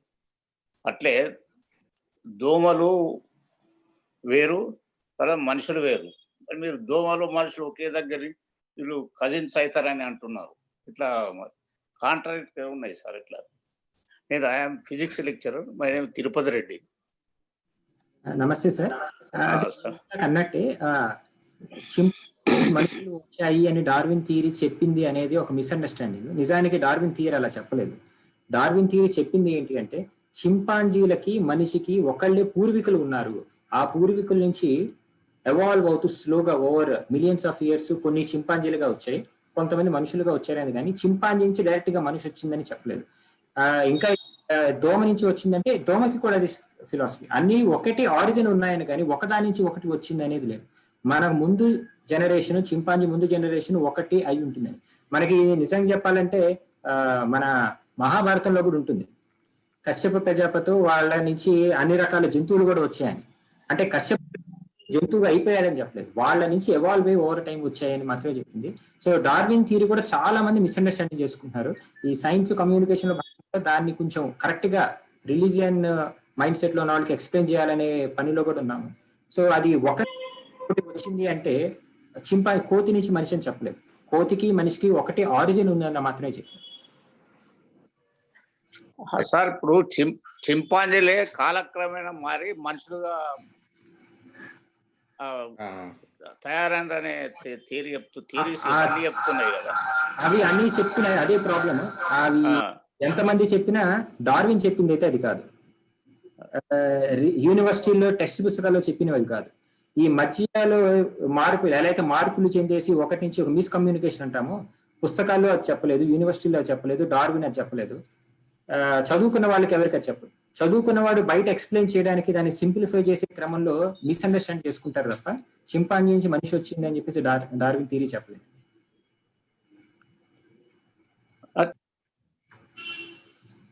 అడ్మిట్ చేయండి. అన్ని ఇదివరకు మనం చదివినటువంటి శాస్త్రం చెప్తున్నది కదా. అవును సార్, అదే క్లియర్గా చెప్పారు అన్ఫార్చునేట్, ఆ, అదే అన్ఫార్చునేట్ అండి. మనకి ఒక తెలియకుండా ఇదే, అంటే దీని నుంచి ఒక లెసన్ కూడా నేర్చుకోవాలి. మనకి చిన్న వయసులో తెలియక ఒకటి తప్పు చదివితే అది మనం ఎన్నాళ్ళైనా అదే నిజం అనుకుంటూ ఉంటాం. కాబట్టి ఇవి చాలా వరకు ఈ డార్విన్ థియరీని మిస్అండర్స్టాండింగ్ ఎందుకు చేసుకున్న దానికి కూడా రీజన్ ఉంది. ఈ డార్విన్ థియరీ అనేది అమెరికాలో యాక్సెప్ట్ చేయలేదు, ఎందుకంటే దానికి స్కూళ్లలో చదవకూడదని. సో డార్విన్ థియరీ మోడర్న్ దానికి చాలా వ్యతిరేకంగా ఉంది అని ప్రూవ్ చేయడానికి కొంత సంఘాలు పనిచేసేసి డార్విన్ థియరీని తప్పట్టడం పట్టించే గానీ నిజానికి యూనివర్సిటీ పుస్తకాల్లో టెక్స్ట్ పుస్తకాల్లో ఎక్కడ ఈ వాదన లేదు. నా రిక్వెస్ట్ రఘు గారు. Sir, thank you very much for giving me the chance, sir. Direct question అండి. Yeah, I'm asking the right question, sir. Sir, I work on quantum computation. Hello. చెప్పండి, వినొస్తుంది. సార్, నేను క్వాంటమ్ కంప్యూటేషన్స్ మీద work చేస్తున్నాను sir. మనకి Okay. Electrical devices కానీ ఏమన్నా ఏది తీసుకున్నా బైనరీ కోడ్ మీద వర్క్ అవుతుంది. Just I want to know your opinion how the living systems work on. So living systems work అంటే ఆ క్వశ్చన్ కరెక్ట్ గా ఐడియా లేదు. మీరు క్వాంటమ్ కంప్యూటింగ్ కాబట్టి ఎస్ సార్, ఎస్.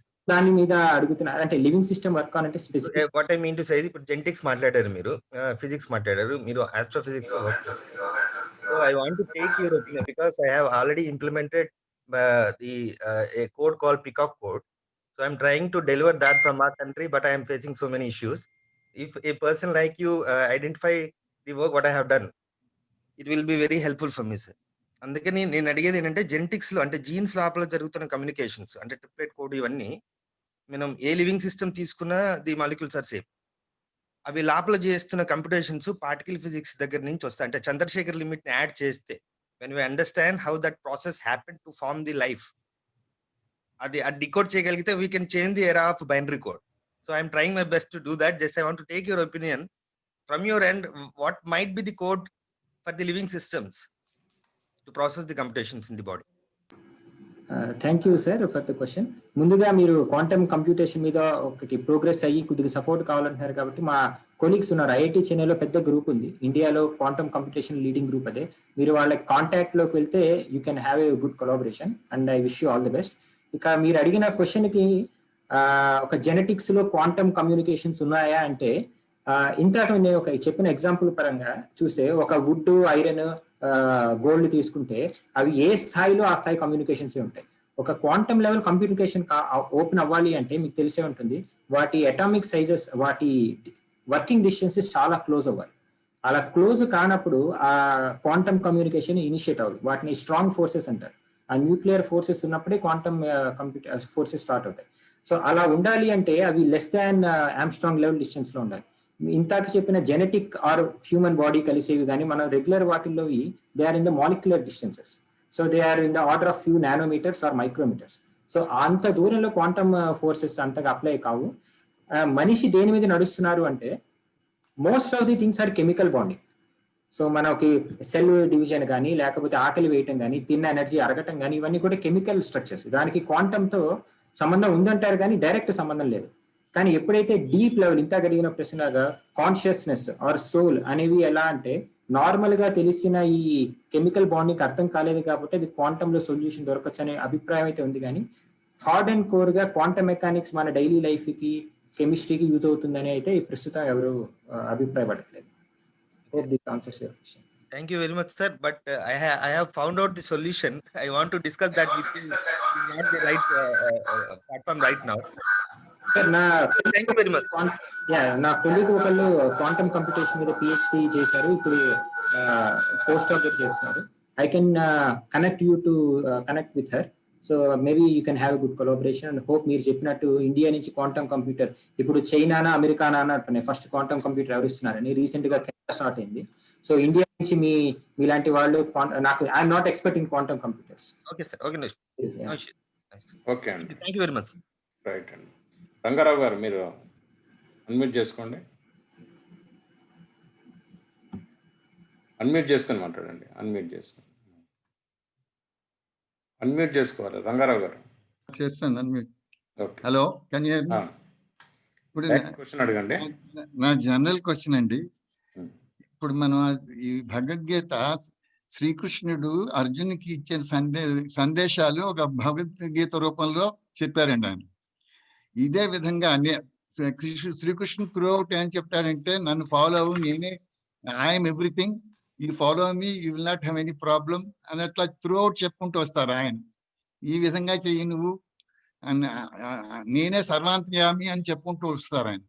అదే విధంగా నాకు వచ్చినటువంటి సందేహం ఏమిటంటే, ఈ జనరల్ క్వశ్చన్ అనుకోండి, ఇప్పుడు షిర్డీ సాయిబాబా ఉన్నారు, the same statement he makes, నేను I'm the divinity, you follow me, I will protect you, I will help you, I will give all the compassion, everything I will show you అని అంటారు ఆయన. ఇప్పుడు అట్లా ఇంకొక మత ప్రవక్తలు కూడా అనొచ్చు.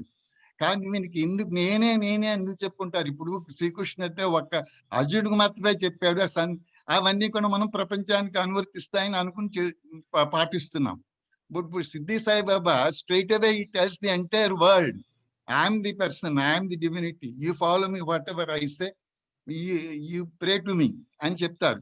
ఇట్లా ఇంకో ప్రవక్త ఇంకో విధంగా చెప్పచ్చు, ఏ విధంగా నేనే I'm the all divinity. I'm not able to synchronise these statements of different persons in different occasions. అది నాకు ఇది పెద్ద సందేహాన్ని క్రియేట్ చేస్తుంది. మీ అభిప్రాయం? చాలా మంచి ప్రశ్న అడిగారండి.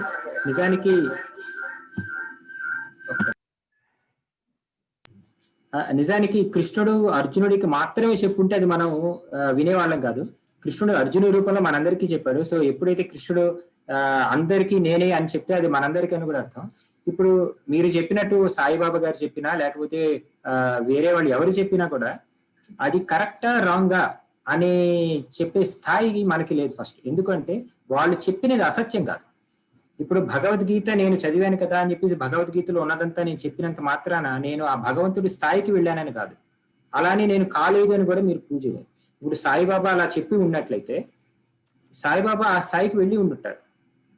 అది సత్యం అనేది ఎప్పుడు అవుతుంది అంటే, ఇంతాక చెప్పినట్టు శ్రీకృష్ణుడు చెప్పిన భగవద్గీతే మనకి ఎందుకు ఇంత ప్రాచుర్యం పొందిందో, మనకి ఎందుకు ప్రమాణం అంటే కృష్ణుడు అది ఫాలో అయి చెప్పాడు. ఫాలో కాకుండా చెప్పుంటే మనకి భాగవతం దశమ స్కందంలో ఒక చిన్న ఉదాహరణ ఉంటుంది. ఏదో చిన్న శ్రీకృష్ణ లీలలో చాలా చెప్తూ కృష్ణుడు వాళ్ళ ఫ్రెండ్స్ అందరూ గోపబాలు అందరూ ఫ్రెండ్స్ అందరికి వెళ్ళి ఒక గుహలోకి వెళ్ళిపోయారు. ఆ గుహలో ఒక గంట సేపు ఆడుకొని వచ్చినట్టు బయటకున్నారు. కానీ బయటకు వచ్చేసరికి ఒక ఏడాది అయింది. కానీ ఆ ఏడాది పాటు వాళ్ళ ఇళ్లలో పిల్లలు ఏమైపోయారని బాధపడకుండా కృష్ణుడు ఏం చేశాడంటే ఒక రూపం తీసుకొని వాళ్ళ ఫ్రెండ్ 100 మంది ఫ్రెండ్స్ లాగా వాళ్ళ ఇళ్లలోకి వెళ్ళి వాళ్ళలా ఉన్నాడు. అంటే కృష్ణుడు అది ఫాలో అయ్యాడు. ఫాలో అవ్వగలిగిన శక్తి ఉన్న వ్యక్తి, ఫాలో అయ్యి చూపించిన వ్యక్తి. అలా అందరితో ఉండి ఇవాళ మనం చూస్తే మనం అందరం కూడా ఒక కృష్ణ స్వరూపమే అని చెప్పాడు. ఎందుకు? నేనే ఆ పిల్లలందరూ ఎలా అయితే ఆ గుహలో ఇరుక్కుపోతే వాళ్ళ ఇళ్లలో నేనే నీ రూపాలు పెట్టుకొని తిరుగుతున్నాను, మీరందరూ కూడా నా రూపంలోంచి వచ్చి అలా తిరుగుతున్నారు అని కృష్ణుడు చెప్పాడు. కృష్ణుడు అలా ఫాలో అయ్యాడు కాబట్టి కృష్ణుడు చెప్పిన దానికి మనకు అంత వాల్యూ ఉంది. వాళ్ళు ఇన్నాళ్ళైనా చెప్పుకుంటున్నాం. ఇక ఎవరు చెప్పినా వాళ్ళు ఆ స్థాయిలో ఫాలో అయ్యి చెప్పితేనే ఆ వాక్యం నిలుస్తుంది. సో అది బాబా గారు కానివ్వండి, ఇంకో శంకరాచార్యుడు కానివ్వండి, శంకరాచార్యుడు కూడా చెప్పాడు. కాబట్టి శంకరాచార్యుడు మోస్ట్లీ జనాల కోసం చెప్పారు కాబట్టి ఆయన ఏ స్థాయిలో ఉన్నా ఆయనకి జనాలకి చెప్పింది భక్తి జ్ఞానమే కాబట్టి ఆ భక్తిని ఎక్కువ ప్రమోట్ చేశారు. అలానే అలా స్థాయికి చేరిన వాళ్ళు చాలా మంది ఉన్నారు భారతదేశంలో. నిజానికి అలా ఆ స్థాయిలో ఉన్న వాళ్ళు కొన్ని 100 మంది ఉన్నారు. అందరూ ఆ మాట చెప్పుండొచ్చు, చెప్పుకోపోయి ఉండొచ్చు. కానీ ఆ స్థాయి అన్న మాట కంటే కూడా అన్న వ్యక్తి స్థాయిని మనం పట్టుకుంటే ఎవరిది నమ్మాలి అనేది మనకి, ఎవరిది నమ్మాలంటే చెప్పిన ఒకటే వాక్యం కాబట్టి ఒకళ్ళు చెప్తే సత్యం, ఇంకోళ్ళు చెప్తే అసత్యం అవ్వదు. కానీ అది అనుసరించి చెప్పిన వాళ్ళది సత్యం అవుతుంది అనేది ఎక్కడైనా ఒక theory should be proved with experimental అన్నట్టు అలా అనుసరించి చెప్పే వాళ్ళు ఎవరు చెప్పినా అది గొప్ప వాక్యం కింద అవుతుంది. సిద్ధి సాయిబాబా గారు ఆయన అనుసరించలేదని చెప్పడానికి మన దగ్గర నిదర్శనాలు ఏం లేవు. ఆయన కూడా అనుసరించి ఉన్నారు. నా ఉద్దేశంలో ఆయన చెప్పింది కూడా అనుసరించి ఉంటారు. నా ఐడియా ఏంటంటే ఆయన, నా ఉద్దేశంలో ఆయన కూడా ఆయన ఒక భగవత్ స్వరూపం అని నా ఐడియా. కృష్ణ అవతారం అనుకోండి పోయిన ఆయన్ని. ఆయన చెప్పింది ఈయన చెప్తున్నాడు. ఆయన మీరు చెప్పినట్టుగా ఆయన మంచిగా చెప్పాను కానీ చెడ్డ అని చెప్పలేదు. సో ఆయన పాటించలేదని మనం చెప్పలేం. ఆయన పాటించి ఉన్న తర్వాత చెప్పుకుంటాడు కదా. ఓకే రంగారావు గారు. ఓకే, ఆయన పాటించకుండా చెప్పుకుంటే ఇన్నాళ్ళు ఆ పదం నిలిచేది కాదు. అందుకే మంది భక్తులు ఉన్నారు. ఆ పదం యొక్క శక్తి ఆచరణ బట్టి ఉంటుంది. ఈ లోపల 100 మంది చెప్పారు, అవన్నీ నిలవకుండా బాబు గారు చెప్పి నిలవడానికి కారణం అదే, ఆయన ఆచరించి చెప్పారు. Thank you. చాపల్లి రఘురామ్ గారు, మీరు ఆడియో అన్మ్యూట్ చేసుకోవాలి.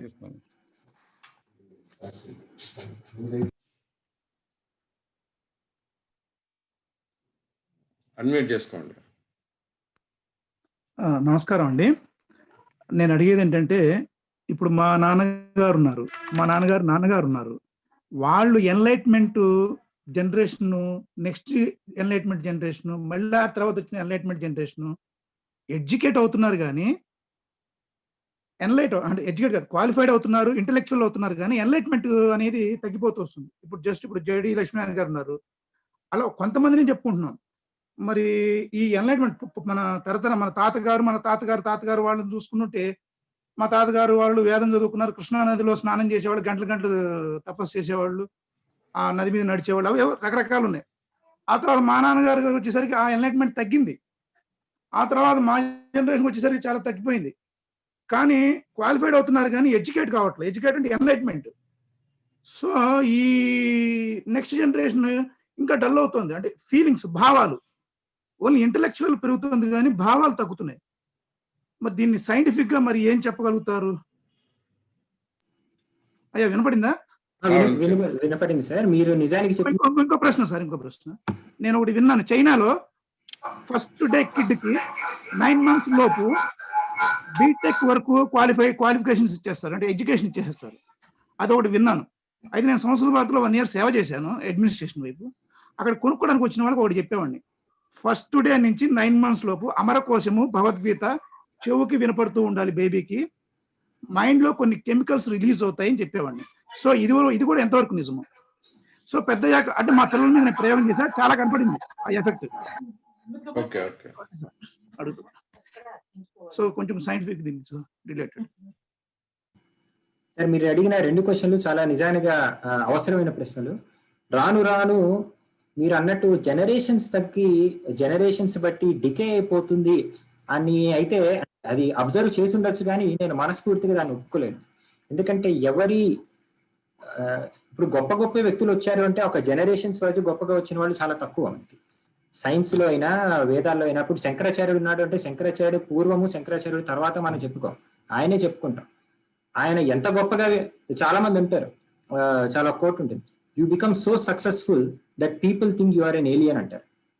ఇంగ్లీష్ లో చెప్తారు అది. అంటే నువ్వు ఇంత సక్సెస్ అయిపోతే, ఆహా మనిషి అనేవాడు ఇంత సక్సెస్ కాడు, అతను ఏలియన్ అయి ఉంటాడు అని చెప్పి. చాలా మంది ఐన్స్టీన్ కి ఏలియన్స్ హెల్ప్ చేశాయని, లేకపోతే శ్రీనివాస రామానుజంకి ఏలియన్స్ మ్యాథమెటిక్స్ చెప్పాయని చెప్పేసి వాళ్ళు అనుకుంటుంటారు. నువ్వు ఎప్పుడైనా ఎంత సక్సెస్ అవుతావు అంటే నీ సక్సెస్ స్టోరీ విన్న వాళ్ళందరూ ఏలియన్ అంటారు. నేను మన భారతదేశంలో కూడా అదే ధోరణి ఉంది. చాలా సక్సెస్ఫుల్ పీపుల్ చూడగానే మనం ఏం చేస్తామంటే వాళ్ళు దేవుళ్ళు, వాళ్ళ దేవతల అవతారాలు, అందుకని వాళ్ళకి వచ్చింది అని చెప్పేసి సైడ్ ట్రాక్ చేసేస్తాం. ఇప్పుడు శంకరాచార్యుడు ఉన్నాడు అంటే మీరు చెప్పినట్టు చిన్న వయసులోనే వేదాలు నేర్చుకున్నాడు, 4 ఏళ్ళు ఉపనయనానికి ముందే 4 వేదాలు వాటి భాష్యం వచ్చేసి అంటాం. అనగానే మనకు అది అవ్వట్లేదు కదా, సో శంకరాచార్యుడు సాక్షాత్తు శివస్వరూపం అయి ఉంటుంది అని తీసిపడేస్తాం. లేకపోతే రాముడు ఇంత చేశాడు కదా, రాముడు అవతారం కాబట్టి ఇలా చేసేసాడు అని తీసిపడేస్తాం. సో ఏ గొప్ప వ్యక్తిని చూసినా వాళ్ళు ఎలా అయితే ఏలియన్ అనుకుంటారో మనం భగవంతుడు అనేసి పక్కన పెట్టేస్తాం. అలా పెట్టడం ఒక గౌరవవాచకంగా బాగానే ఉన్నా, అలా పెట్టడం అనేది సమాజంలో చాలా సైడ్ ఎఫెక్ట్స్ తీస్తుంది. సో ఎవరు ఆ స్థాయికి కృషి చేయకుండా ఆపుతుంది మొదటి బ్యారియర్. సో జనరేషన్స్ వైజ్ తగ్గుతున్నాయి అంటే జనరేషన్స్ వైజ్ నిజానికి ఏం తగ్గట్లేదు. ఎవరి కృషి ఎప్పుడో కాదు, నా కృషి నేను 10 రోజులు చేసిన 10 రోజుల దాకా ఏం చేయకుండా 10 రోజుల నుంచి చేయటం మొదలు పెట్టినా నా కృషి ఫలితం నాకు ఇవాళ కనిపిస్తూ ఉంటుంది ఎవరికైనా. అలాంటిది మన జనరేషన్స్ వైజ్ డికే అవుతుంది అంటే అది నిజానికి వాటికి ప్రూఫ్స్. ఇప్పుడు నోబెల్ ప్రైజ్ వచ్చిన పిల్లలందరికీ నోబెల్ ప్రైజ్ రాలేదు, 1-2 సందర్భాలు ఉన్నా. చాలా మందికి వాళ్ళ ఓన్ కృషితో వస్తున్నారు. సో ఏ రంగంలోకి వెళ్ళినా నువ్వు ఎంత కృషి పెడితే అంత ఇది. సో బాగా కృషి పెట్టి బాగా సక్సెస్ అయిన వాళ్ళు వాళ్ళంతే, వాళ్ళ జీన్స్ లో ఉన్నది.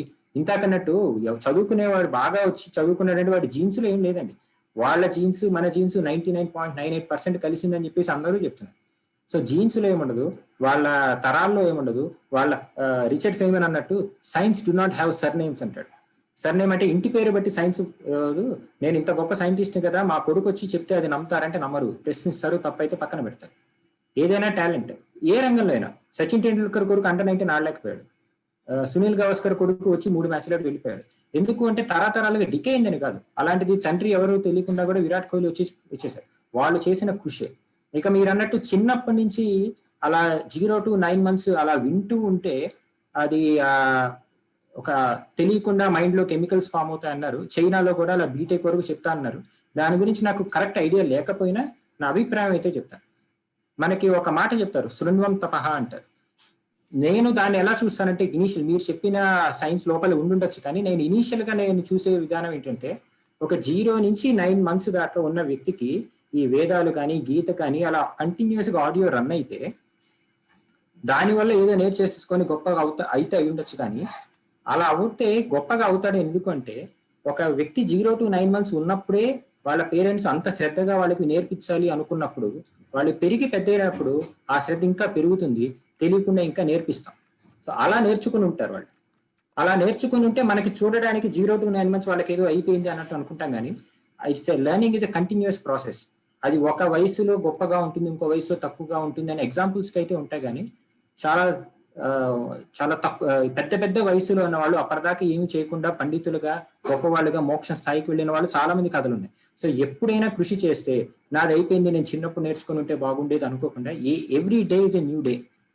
అందుకే ఇందాక లైఫ్ అంటే ఎవ్రీ డే గ్రో అయ్యేదాన్ని లైఫ్, కాబట్టి ఎప్పుడు స్టార్ట్ చేసినా అంతే ఎఫెక్ట్ ఉంటుంది. దాని మీద రెస్పెక్ట్ ఉన్నంత కాలం అది అంతే పెరుగుతుంది.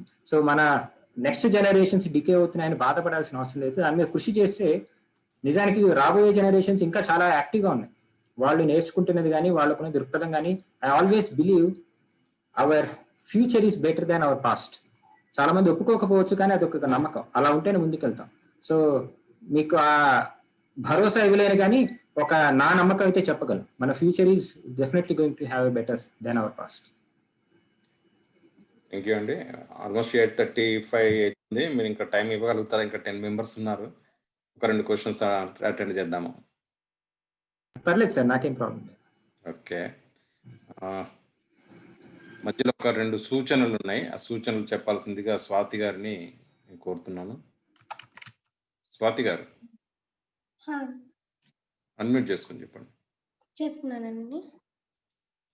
విశ్వగీత భగవద్గీత డిసెంబర్ మాసం భగవద్గీత మాసంగా ప్రకటించబడినది. దీనిలో భాగంగా శ్రీమద్ భగవద్గీత యందు కంఠస్థ పోటీలు పరీక్షలు నిర్వహించబడుతున్నవి. ఈ సంవత్సరం డిసెంబర్ మాసాంతం వరకు 8వ అధ్యాయమైన అక్షర పరబ్రహ్మ యోగమును పోటీ పరీక్షలు నిర్ణయించబడినది. ప్రతి పాఠశాలలో శ్రీమద్ భగవద్గీత పారాయణ కార్యక్రమం ఒక్కో పాఠశాలకు 18 అధ్యాయాలను 18 పాఠశాలలకు ఎంపిక చేయబడినది. భగవద్గీత 18 అధ్యాయాల అభ్యాస కార్యక్రమం ప్రతిరోజు ఉదయం 11 గంటల నుండి మధ్యాహ్నం 1 గంటల వరకు ఆన్లైన్ ద్వారా శిక్షణ ఇవ్వబడుతుంది. 1,00,000 మందితో శ్రీమద్ భగవద్గీత పారాయణ కార్యక్రమం ఈ నెల డిసెంబర్ 25వ తేదీన గీతా జయంతి సందర్భంగా నిర్వహించబడును. ఈ కార్యక్రమాలన్నీ కూడా www.samskritabharatitelangana.com ద్వారా మీరు రిజిస్ట్రేషన్ చేసుకోగలరు. ధన్యవాదాలు. ధన్యవాదాలు. నౌ ఐ రిక్వెస్ట్ ప్రసాద్ గారు. ప్రసాద్ గారు, మీ క్వశ్చన్ అన్మ్యూట్ చేసుకోండి. అన్మ్యూట్ చేసుకున్నాండి. ధన్యవాదాలు. నమస్కారం పాణిని గారు. ప్రసాద్ అండి ఫ్రమ్ స్కాట్లాండ్. మీరు ఇందాక చాలా ఇంట్రెస్టింగ్ పాయింట్ మీరు రైజ్ చేశారు. అది ఆర్టిఫిషియల్ లైఫ్ కనుక క్రియేట్ అయితే సోల్ ఉండదని ప్రూవ్ అవుతుందనే ఒక ఆలోచనతోటి నడుస్తుంది అని. సో ఒక హైపోథెటికల్ క్వశ్చన్ అండి. ఒకవేళ ఫ్యూచర్ లో, ఎందుకంటే మనం ఆల్రెడీ ఇప్పటి వరకు మనం చూసిన విజ్ఞానం పరంగా డెవలప్మెంట్స్ చూస్తే అది ఇంపాసిబుల్ అని అయితే మనం మన లైఫ్ టైంలోనే డెఫినెట్ గా అది పాసిబుల్ అయ్యే అవకాశాలు చాలా ఉన్నాయి. ఒకవేళ కనుక ఆర్టిఫిషియల్ లైఫ్ క్రియేట్ కనుక అవ్వగలిగితే దాన్ని మనం ఎలా అన్వయించుకోవాలి? భగవద్గీతలో ఆల్రెడీ ఆ పరంగా ఏదైనా ఉందా మనకి, అంటే ఒక ఎక్స్ప్లెనేషన్ ఇచ్చుకోవడానికి? అంటే జనాలందరూ సడన్ గా కన్ఫ్యూజన్ లో పడిపోయి ఏంటి ఇప్పటి వరకు మనం తెలుసుకున్నదంతా తప్ప అని అనుకోకుండా మనకి ముందే ప్రిపేర్ చేసుకునేలాగా ఏమన్నా ఉందా పరిజ్ఞానం అని. ఇంకొక చిన్న ఎడిషన్ ఏంటంటే, మనం చూస్తుంటే నేను ఐటీలో వర్క్ చేస్తున్నా అండి గత 25 సంవత్సరాలుగా. మనుషులకి యంత్రాలకి మధ్యనున్న గ్యాప్ ఏదైతే ఉందో అది చాలా తగ్గిపోతుంది రాను because of artificial intelligence and machine learning. So ముందు ముందు ఏమవుతుంది, ఇప్పుడు already back office customer services లో చాలా మాన్యువల్ జాబ్స్ పోతున్నాయి మెల్లిమెల్లిగా. అవి రోబోట్స్ తోటి మనం రీప్లేస్ చేసేస్తున్నాం. సో ఒక డిఫరెన్స్ ఏంటంటే, మనుషులకు ఉండే కాన్షియన్స్ అనేది రోబోట్స్ లో ఉండదు. కానీ అది కూడా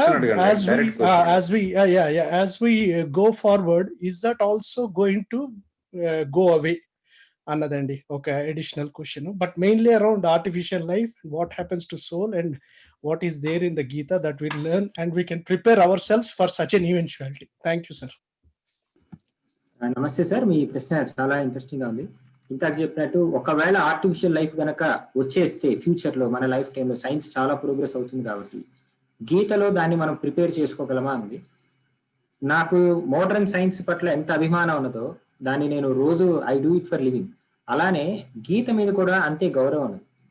ఒక మోడర్న్ సైన్స్ ఇవాళ ఒకటి చెప్పింది అని గీత నుంచి సంజాయిషి చెప్పుకునే అవసరం మనకు ఉండదు.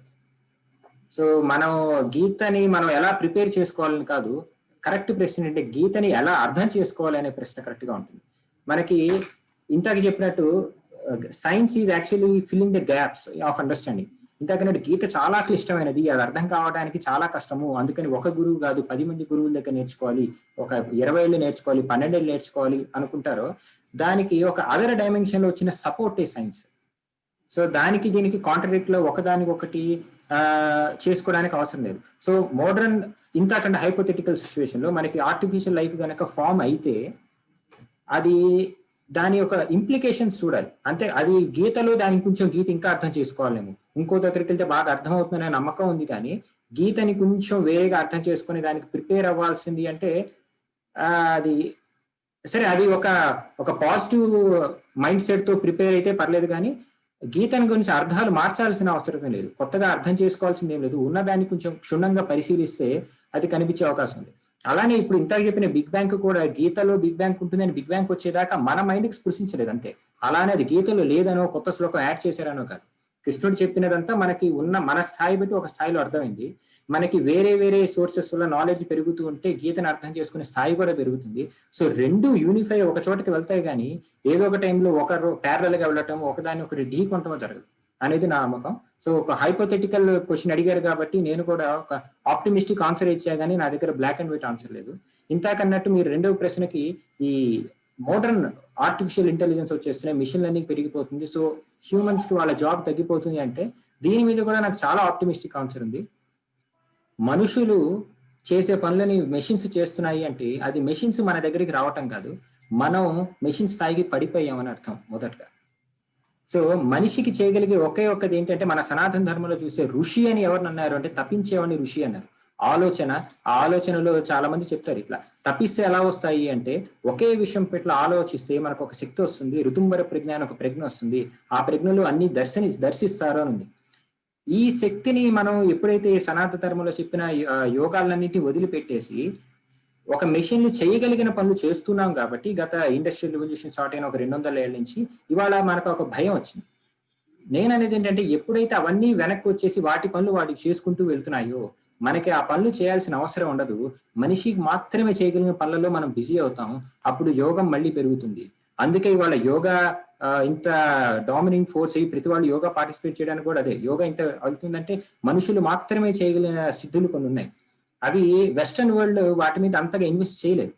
వాళ్ళు ఏదో తక్కువ వాళ్ళు, వాళ్ళకి రావు మనకు వచ్చాయని కాదు, కానీ వాళ్ళ ప్రయారిటీ వేరుంది. ఆ ప్రయారిటీలో చాలా పురోగతి సంపాదించారు.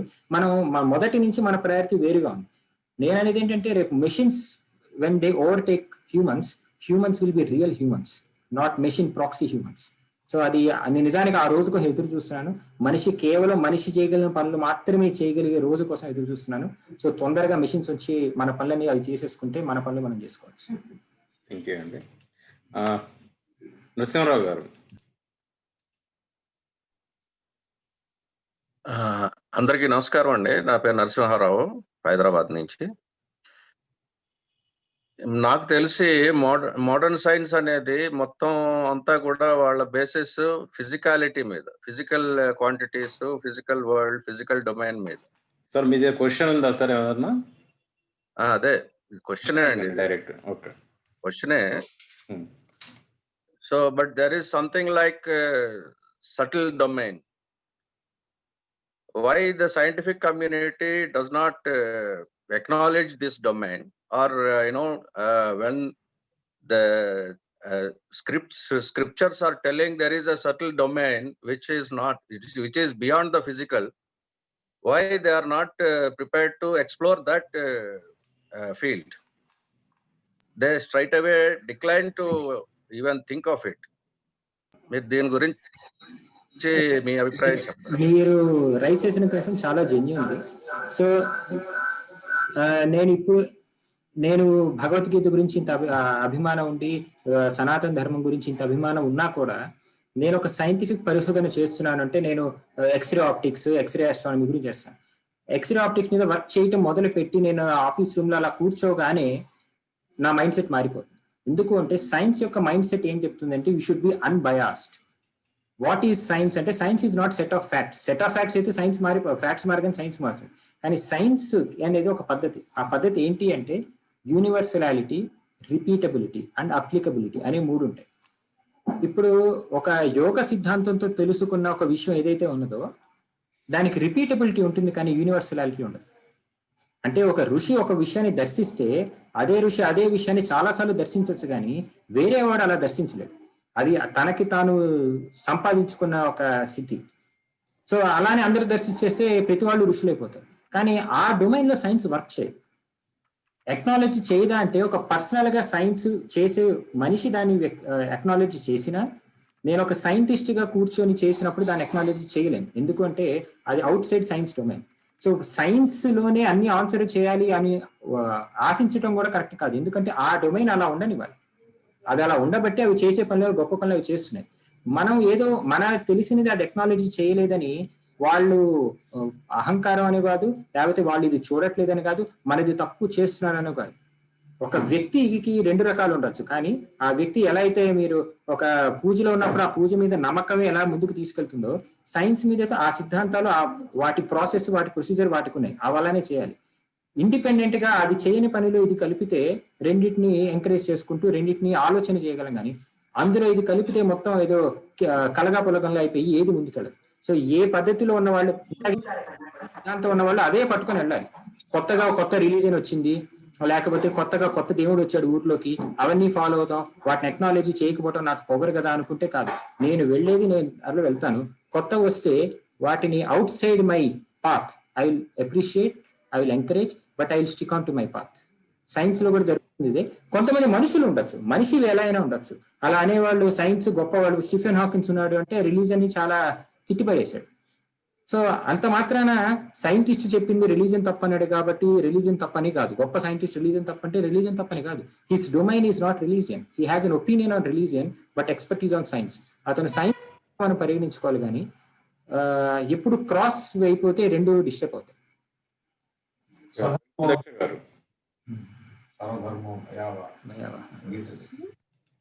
నాది ఒక డౌట్ అండి. సంస్కృతానికి సైన్స్ కి సంబంధం ఏమిటి? నాసా వాళ్ళందరూ ఇప్పుడు సంస్కృతం అంటున్నారు కదా,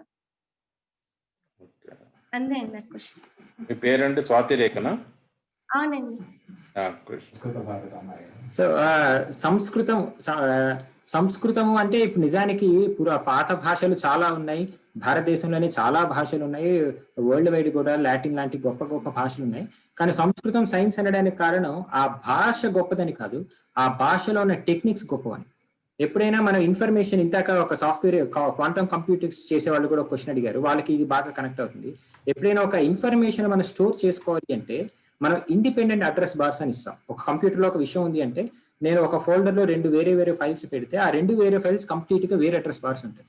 కానీ సంస్కృతంలో ఆ భాషలో ఎలా ఉంటుంది అంటే అన్ని పదాలకి ఒక సోర్స్ ఉంటుంది, ధాతు శబ్దాలను ఉంటాయి, ఆ శబ్దానికి అర్థం ఉందంటారు. ఇప్పుడు మనకి చాలా మంది విశ్లేషణ చేసేటప్పుడు రా మా ఉందంటే రా అంటే ఒక శక్తి ఉంది, దానికి ఒక అర్థం ఉంది, మా అంటే దానికి ఒక శక్తి ఉంది, దానికి అర్థం ఉంది. సో ఆ పదము ఫామ్ అయినప్పుడు రామ అంటే ఓహో రాముడు అనే ముందే ఆ పదంలోంచే వాటి ప్రాపర్టీ తెలిసిపోతుంది. అలానే ఇప్పుడు చాలా పదాలకి ఆ పదం చెప్తేనే దానికి డెఫినేషన్ వచ్చేస్తుంది. అది ఎలా కంప్యూట్ అయ్యాయి అంటే ప్రతి పదానికి ఒక ధాతు శబ్దానికి ఒక అసోసియేటివ్ మీనింగ్ ఇచ్చేసి ఒక విషయాన్ని ఎక్స్ప్లెయిన్ చేయాలన్నా డిస్క్రైబ్ చేయాలన్నా ఆ ధాతు పదాలన్నీ పక్కన పెట్టుకొని పేరు చేస్తే దాన్ని నామవాచకం చేస్తారు. ఇది సంస్కృతంలో ఇలాంటి అడ్రస్ బార్స్ కనుక మనం కంప్యూటర్స్ లో కనుక వాడితే మనం ఇప్పుడు 1 టెరాబైట్ హార్డ్ డిస్క్ ఉన్న దాంట్లో ఎన్ని అయితే స్టోర్ చేయగలమో ఇప్పుడున్న దాంతో, ఇలా కాకుండా ఈ టెక్నిక్స్ కనుక వాడగలిగితే మెమరీ స్టోరింగ్ ఎక్కువ అవుతుంది అనేది ఒక ఆస్పెక్ట్. సో ఇలానే పలు ఆస్పెక్ట్స్ ఉన్నాయి, నాకు తెలిసిన ఆస్పెక్ట్ ఇది ఒకటే. సో ఇది వాళ్ళ భాష అంటే మొత్తము రాసే భాష ఇప్పుడు కీబోర్డ్ అంతా సంస్కృతంలో మారుతాం అనేది ఇప్పటికైతే ఏం అనుకోవట్లేదు, ఇక ముందు అనుకుంటే అనుకోవచ్చు. కానీ వాళ్ళు పరిశోధించే లెవెల్ మాత్రం ఇది farming of the words and memory in computers వాళ్ళు వాడుతున్నారు. థ్యాంక్ యూ అండి. లాస్ట్ 3 క్వశ్చన్స్ అండి. స్వర్ణ గారు అన్మ్యూట్ చేసుకోండి.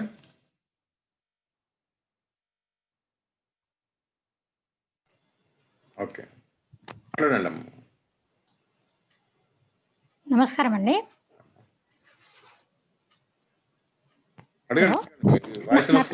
నా పేరు జయశ్రీ అండి.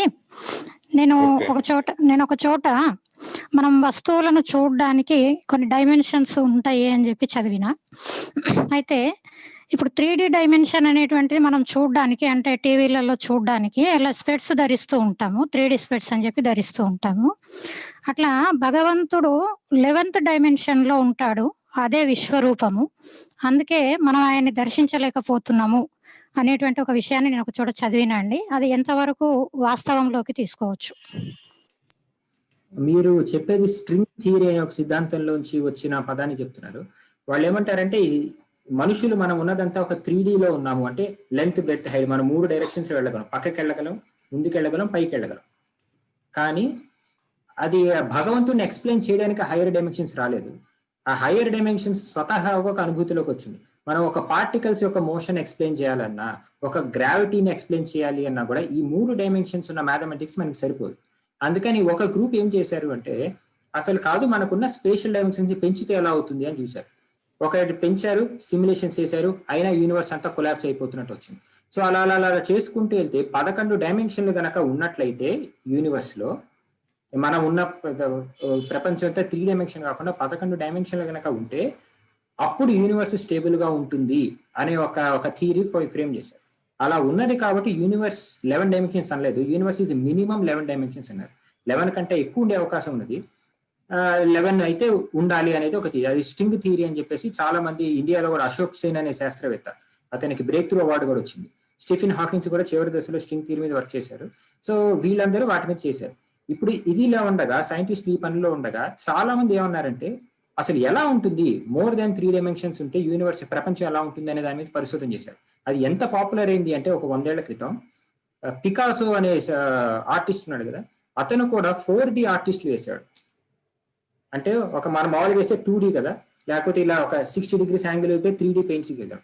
ఆయన ఒక 4D ఆర్టిస్ట్ ఎలా ఉంటాయి కూడా గీశాడు. అలాంటి ఆర్టిస్టులు లోవర్ మ్యూజియం లో ఉంది, మనకి ఇంటర్నెట్ డౌన్ చేసుకుని అలా ఉంటాయి. సో చాలా సమాజం అంతా కూడా ఇటు ఆలోచించింది, ఆర్టిస్టులు ఆలోచించారు హయ్యర్ డైమెన్షన్స్ ఉంటాయి అలా అని.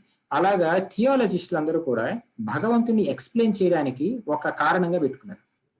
థియోసాఫికల్ సొసైటీలో కూడా దీని గురించి మాట్లాడతారు రకరకాల వాళ్ళు. సో భగవంతుని ఎక్స్ప్లెయిన్ చేయాలి అంటే ఓకే మనకి ఎందుకు కనబడదు భగవంతుడు అనేది కదా అందరూ ప్రశ్నిస్తున్నారు. 4 డైమెన్షన్స్ లో ఉండుంటాడేమో, లేదు 11 డైమెన్షన్స్. ఎందుకంటే 100 ఏళ్ల క్రితం 4 డైమెన్షన్స్ అనుకున్నారు, 11 అనుకోలేదు. సో ఈ మధ్య 11 వచ్చేసిందరికి వాళ్ళందరూ ఇప్పుడు 11th డైమెన్షన్ లో భగవంతుడు ఉన్నాడు. మనం ఎలా అయితే ఒక చీమ లైన్ మీద వెళ్తుంటే ఆ లైన్ కి అవతల ఏముందో చూడలేదో, మనం 3 డైమెన్షన్స్ లో ఇరుక్కుపోయి ఉన్నాం కాబట్టి 11 డైమెన్షన్స్ చూడలేము. ఆ భగవంతుడు అలా ఉండుంటాడు అనేది ఒక థియాలజీలో ఉన్న సైంటిస్ట్ లో ఒపీనియన్. సో అది కేవలం ఒక ఒపీనియన్ మాత్రమే. నిజానికి 11 డైమెన్షన్స్ ఉంటుందని ఫిజిక్స్ లోను ప్రూవ్ కాలేదు. 11th డైమెన్షన్ లో భగవంతుడు ఉంటాడు అని చెప్పి థియసాఫికల్ లాగాను వాళ్ళు గట్టిగా చెప్పలేదు. అలా ఉండి ఉండొచ్చు అని ఇంతకు చెప్పినట్టు ఒక సంజాయిషి చెప్పుకున్నారు. ఓహో, భగవంతుడు ఇన్నాళ్ళు ఎందుకు కనబట్టలేదు అనుకుంటున్నాము, భగవంతుడు కనబట్టి అతను వేరే డైమెన్షన్ లో ఉంటాడు, మనం కనుక దండం పెట్టుకుంటే ఆ డైమెన్షన్ మనం వెళ్ళి కనిపించి మనం వెళ్ళకి వస్తాము అన్న ఒక థియరీ తప్ప అది కరెక్టా కాదా అనేది ఇప్పటిదాకా మనకి తెలియదు. లలిత దక్ష గారు అన్మ్యూట్ చేసుకుని చెప్పండి.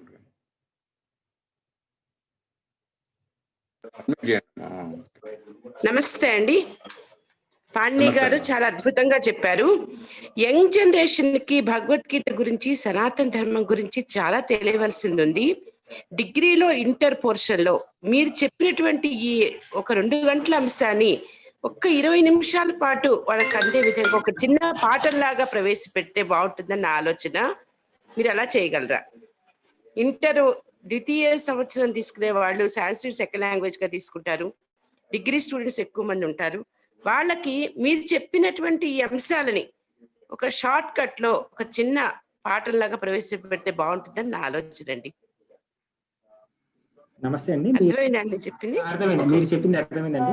నిజానికి చిన్న పిల్లలకి భగవద్గీత కష్టము అనేది చాలా రోజు ఎప్పటి నుంచో ఉన్న కన్సర్న్. ఇప్పుడు మీరు కూడా అదే రైజ్ చేశారు. అయితే ఈ సైంటిఫిక్ ఆస్పెక్ట్ ని గనక ఒక కరికులం లో యాడ్ చేస్తే ఎలా ఉంటుంది అన్న మీ ఆలోచన చాలా గొప్పది. కానీ దానికి ఒకళ్ళు ఇద్దరు కాకుండా అందరూ కలిసి కూర్చొని దాన్ని ఏది ఎలా పెట్టాలి, ఎక్కడ కన్సిస్టెంట్ గా ఏమవుతుంది అంటే ఇలా సైన్స్ ని రిలీజియన్ తో లింక్ చేయటం అనే తొందరపాటులో రిలీజియన్ కి చాలా పెద్ద దెబ్బ తగులుతుంది. ఏమవుతాయంటే ఒకటి మ్యాచ్ కాగానే మనం సైన్స్ రిలీజియన్ కి పెట్టేసి దాన్ని అందరికీ చెప్పడం మొదలు పెడతాం. రేపది సైన్స్ అది మారుస్తుంది, ఎందుకంటే దాని లక్షణమే అది గొప్పగా అప్డేట్ అవుతుంది. అప్డేట్ అవ్వగానే ఇవన్నీ తక్కువ అయిపోతాయి. అందుకని లింక్ చేసేటప్పుడు చాలా యూనివర్సలాలిటీతో ఉన్న వాటిని లింక్ చేసి, ఇవాళ నిజానికి మన రిలీజియన్ కి పెద్ద ప్రాబ్లం ఎక్కడి నుంచి వస్తుందంటే రిలీజియన్ లోపల నుంచే వస్తుంది. లేనిపోనివి చాలా మూఢనమ్మకాలు వచ్చేసేసి దెబ్బతీయడానికి ట్రై చేస్తున్నాయి. ప్రశ్న అనే ఔషధంతో వాటిని పక్కన పెట్టచ్చు. సో అలాగే మనం ఒక కొత్త లింక్ ఏర్పరిచేటప్పుడే మనం అడగాల్సిన ప్రశ్నను మనం ముందే అడిగి ప్రిపేర్డ్ గా గనక వెళితే అది చాలా గొప్పగా హెల్ప్ అవుతుంది అందరికి.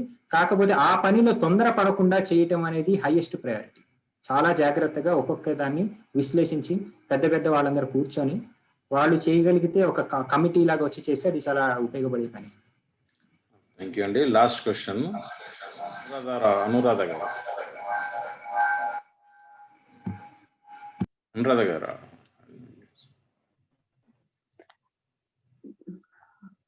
నమస్తే అండి. ఒక రాకెట్ ను తయారు చేస్తారు. ఒక ప్రాజెక్ట్ లో ఒక 2 years నుంచి మీరు ఒక రాకెట్ ను తయారు చేస్తారు. దాన్ని స్పేస్ లో పంపించేటప్పుడు ఆ ముందు రోజు కానీ ఆ రోజు కానీ తిరుపతి వెళ్ళి వస్తున్నారు, అదేంటి? అదే ఇంతాక నేను చెప్పినట్టు ఎవరైనా సైంటిస్ట్ ఒక సైన్స్ చేస్తూ ఆ ల్యాబ్ లో కానీ ఆఫీస్ లో కానీ కూర్చుంటే సైన్స్ తప్ప వేరేది కనబడదు. కానీ సైన్స్ చేసినా భగవంతుని చేసినా అందులో ఉండే మొదటిది మనిషి. అది తిరుపతి వల్ల సక్సెస్ అయిపోతుంది అని నేను వాళ్ళు చెప్తే, రేపటి రోజున తిరుపతికి వెళ్ళి వచ్చింది ఏదైనా ఫెయిల్ అయితే అది వెంకటేశ్వర స్వామి చేశాడని చాలా మంది ముందుకు వస్తారు. నిజానికి చంద్రయాన్ 2కి అదే జరిగింది. చంద్రయాన్ 2కి వెళ్లే ముందు తిరుపతికి వెళ్ళారు. చంద్రయాన్ 2 ఇనిషియల్ గా సక్సెస్ అయినా ల్యాండింగ్ లో ఒక 5% ఫెయిల్ వల్ల విక్రమ్ రోవర్ ఫెయిల్ అయింది. చాలా మంది స్నేహితులు చూసావా, అప్పుడు వాళ్ళు తిరుపతి వెళ్ళారు అంటే వాళ్ళందరూ కమెంట్ చేస్తారు, సైంటిస్ట్ అయ్యండి, గవర్నమెంట్ ఆఫీసర్ అయ్యండి, అఫీషియల్ గా తిరుపతికి ఎలా వెళ్తారు అంటే నేను సపోర్ట్ చేశాను. అది వాళ్ళ పర్సనల్, ఇది మనం ఎందుకు ఇంటర్ఫీర్ అవుతాము, తిరుపతికి కాదు వేరే చోటకి వెళ్తారు, అదంతా వాళ్ళ పర్సనల్, మనం క్వశ్చన్ చేయకూడదు అంటే లేదు ఇలా వెళ్ళారు తప్పన్నారు. అదే వాళ్ళు ఏమన్నారు, సో తిరుపతికి వెళ్ళాడు పడిపోయింది, సో తిరుపతి ఇది చేశాను అంటే ఇప్పుడు నువ్వు నమ్ముతావా నమ్మవా? నమ్మలేదు, లాంచ్ అయిన రోజేమో నమ్మలేదు, ఇప్పుడు ఫెయిల్ అవగానే దేవుడి దగ్గరికి వెళ్ళినా పడిపోయింది, సో దేవుడిని ఎందుకు నమ్ముతారన్నారు. సో అలాంటి పర్సనల్ బిలీఫ్స్ ని ఎప్పుడు ఇందులోకి తేకూడదు.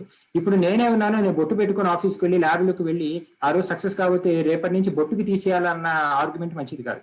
ఎందుకంటే నా బొట్టు నా నమ్మకం, నేను చేసే పని నా వృత్తి.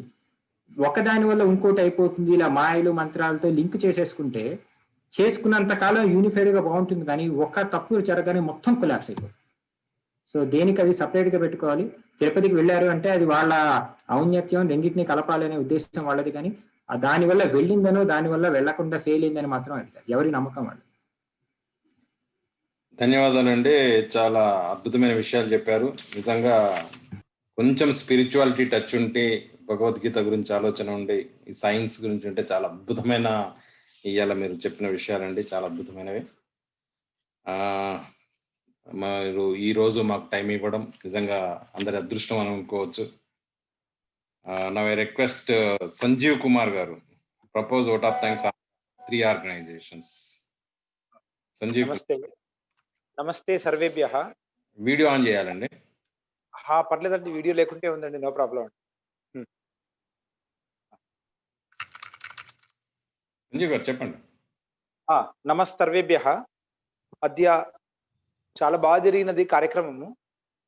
అస్మిన్ కార్యక్రమే పాణిని ఇతి ద్రష్టుం అత్యంత బాలः ఇవ వర్తతే యువ కింటు బహు అద్భుత రూపేణ ఉక్తవాన్, బహు సమాధానాన్ని బహు సమీచీనతయ అత్యంత రోచక రూపేణ ఉక్తవాన్.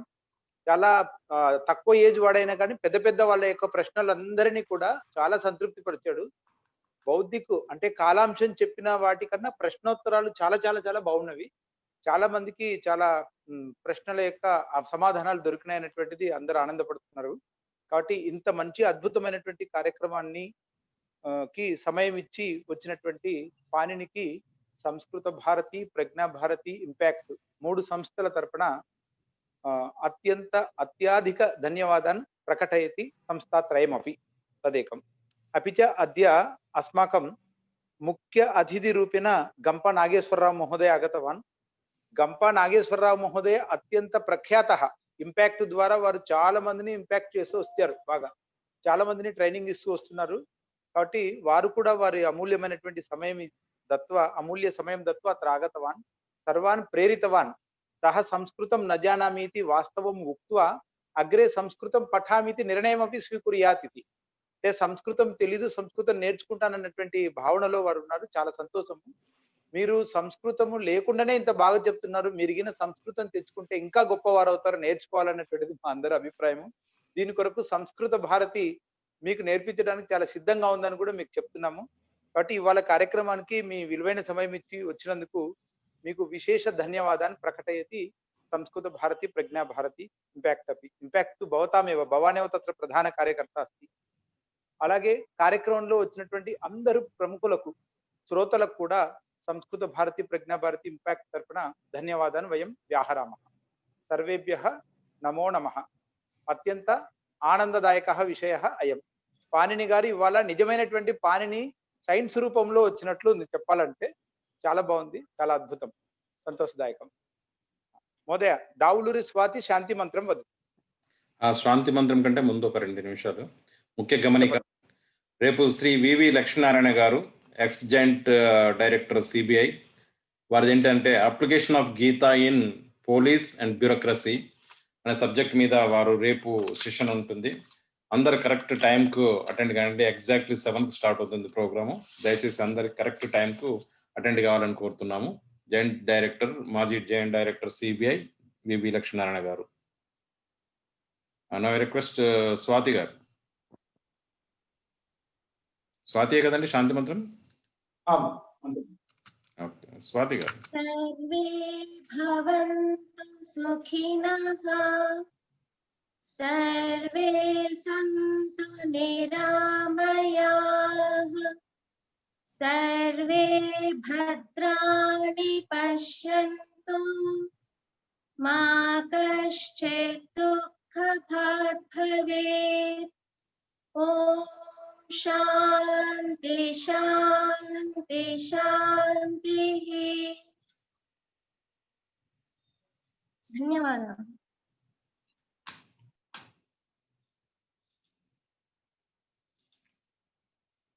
అందరికీ నమస్కారం. ఈ కార్యక్రమం ముగిసిందని తెలియజేస్తున్నాను.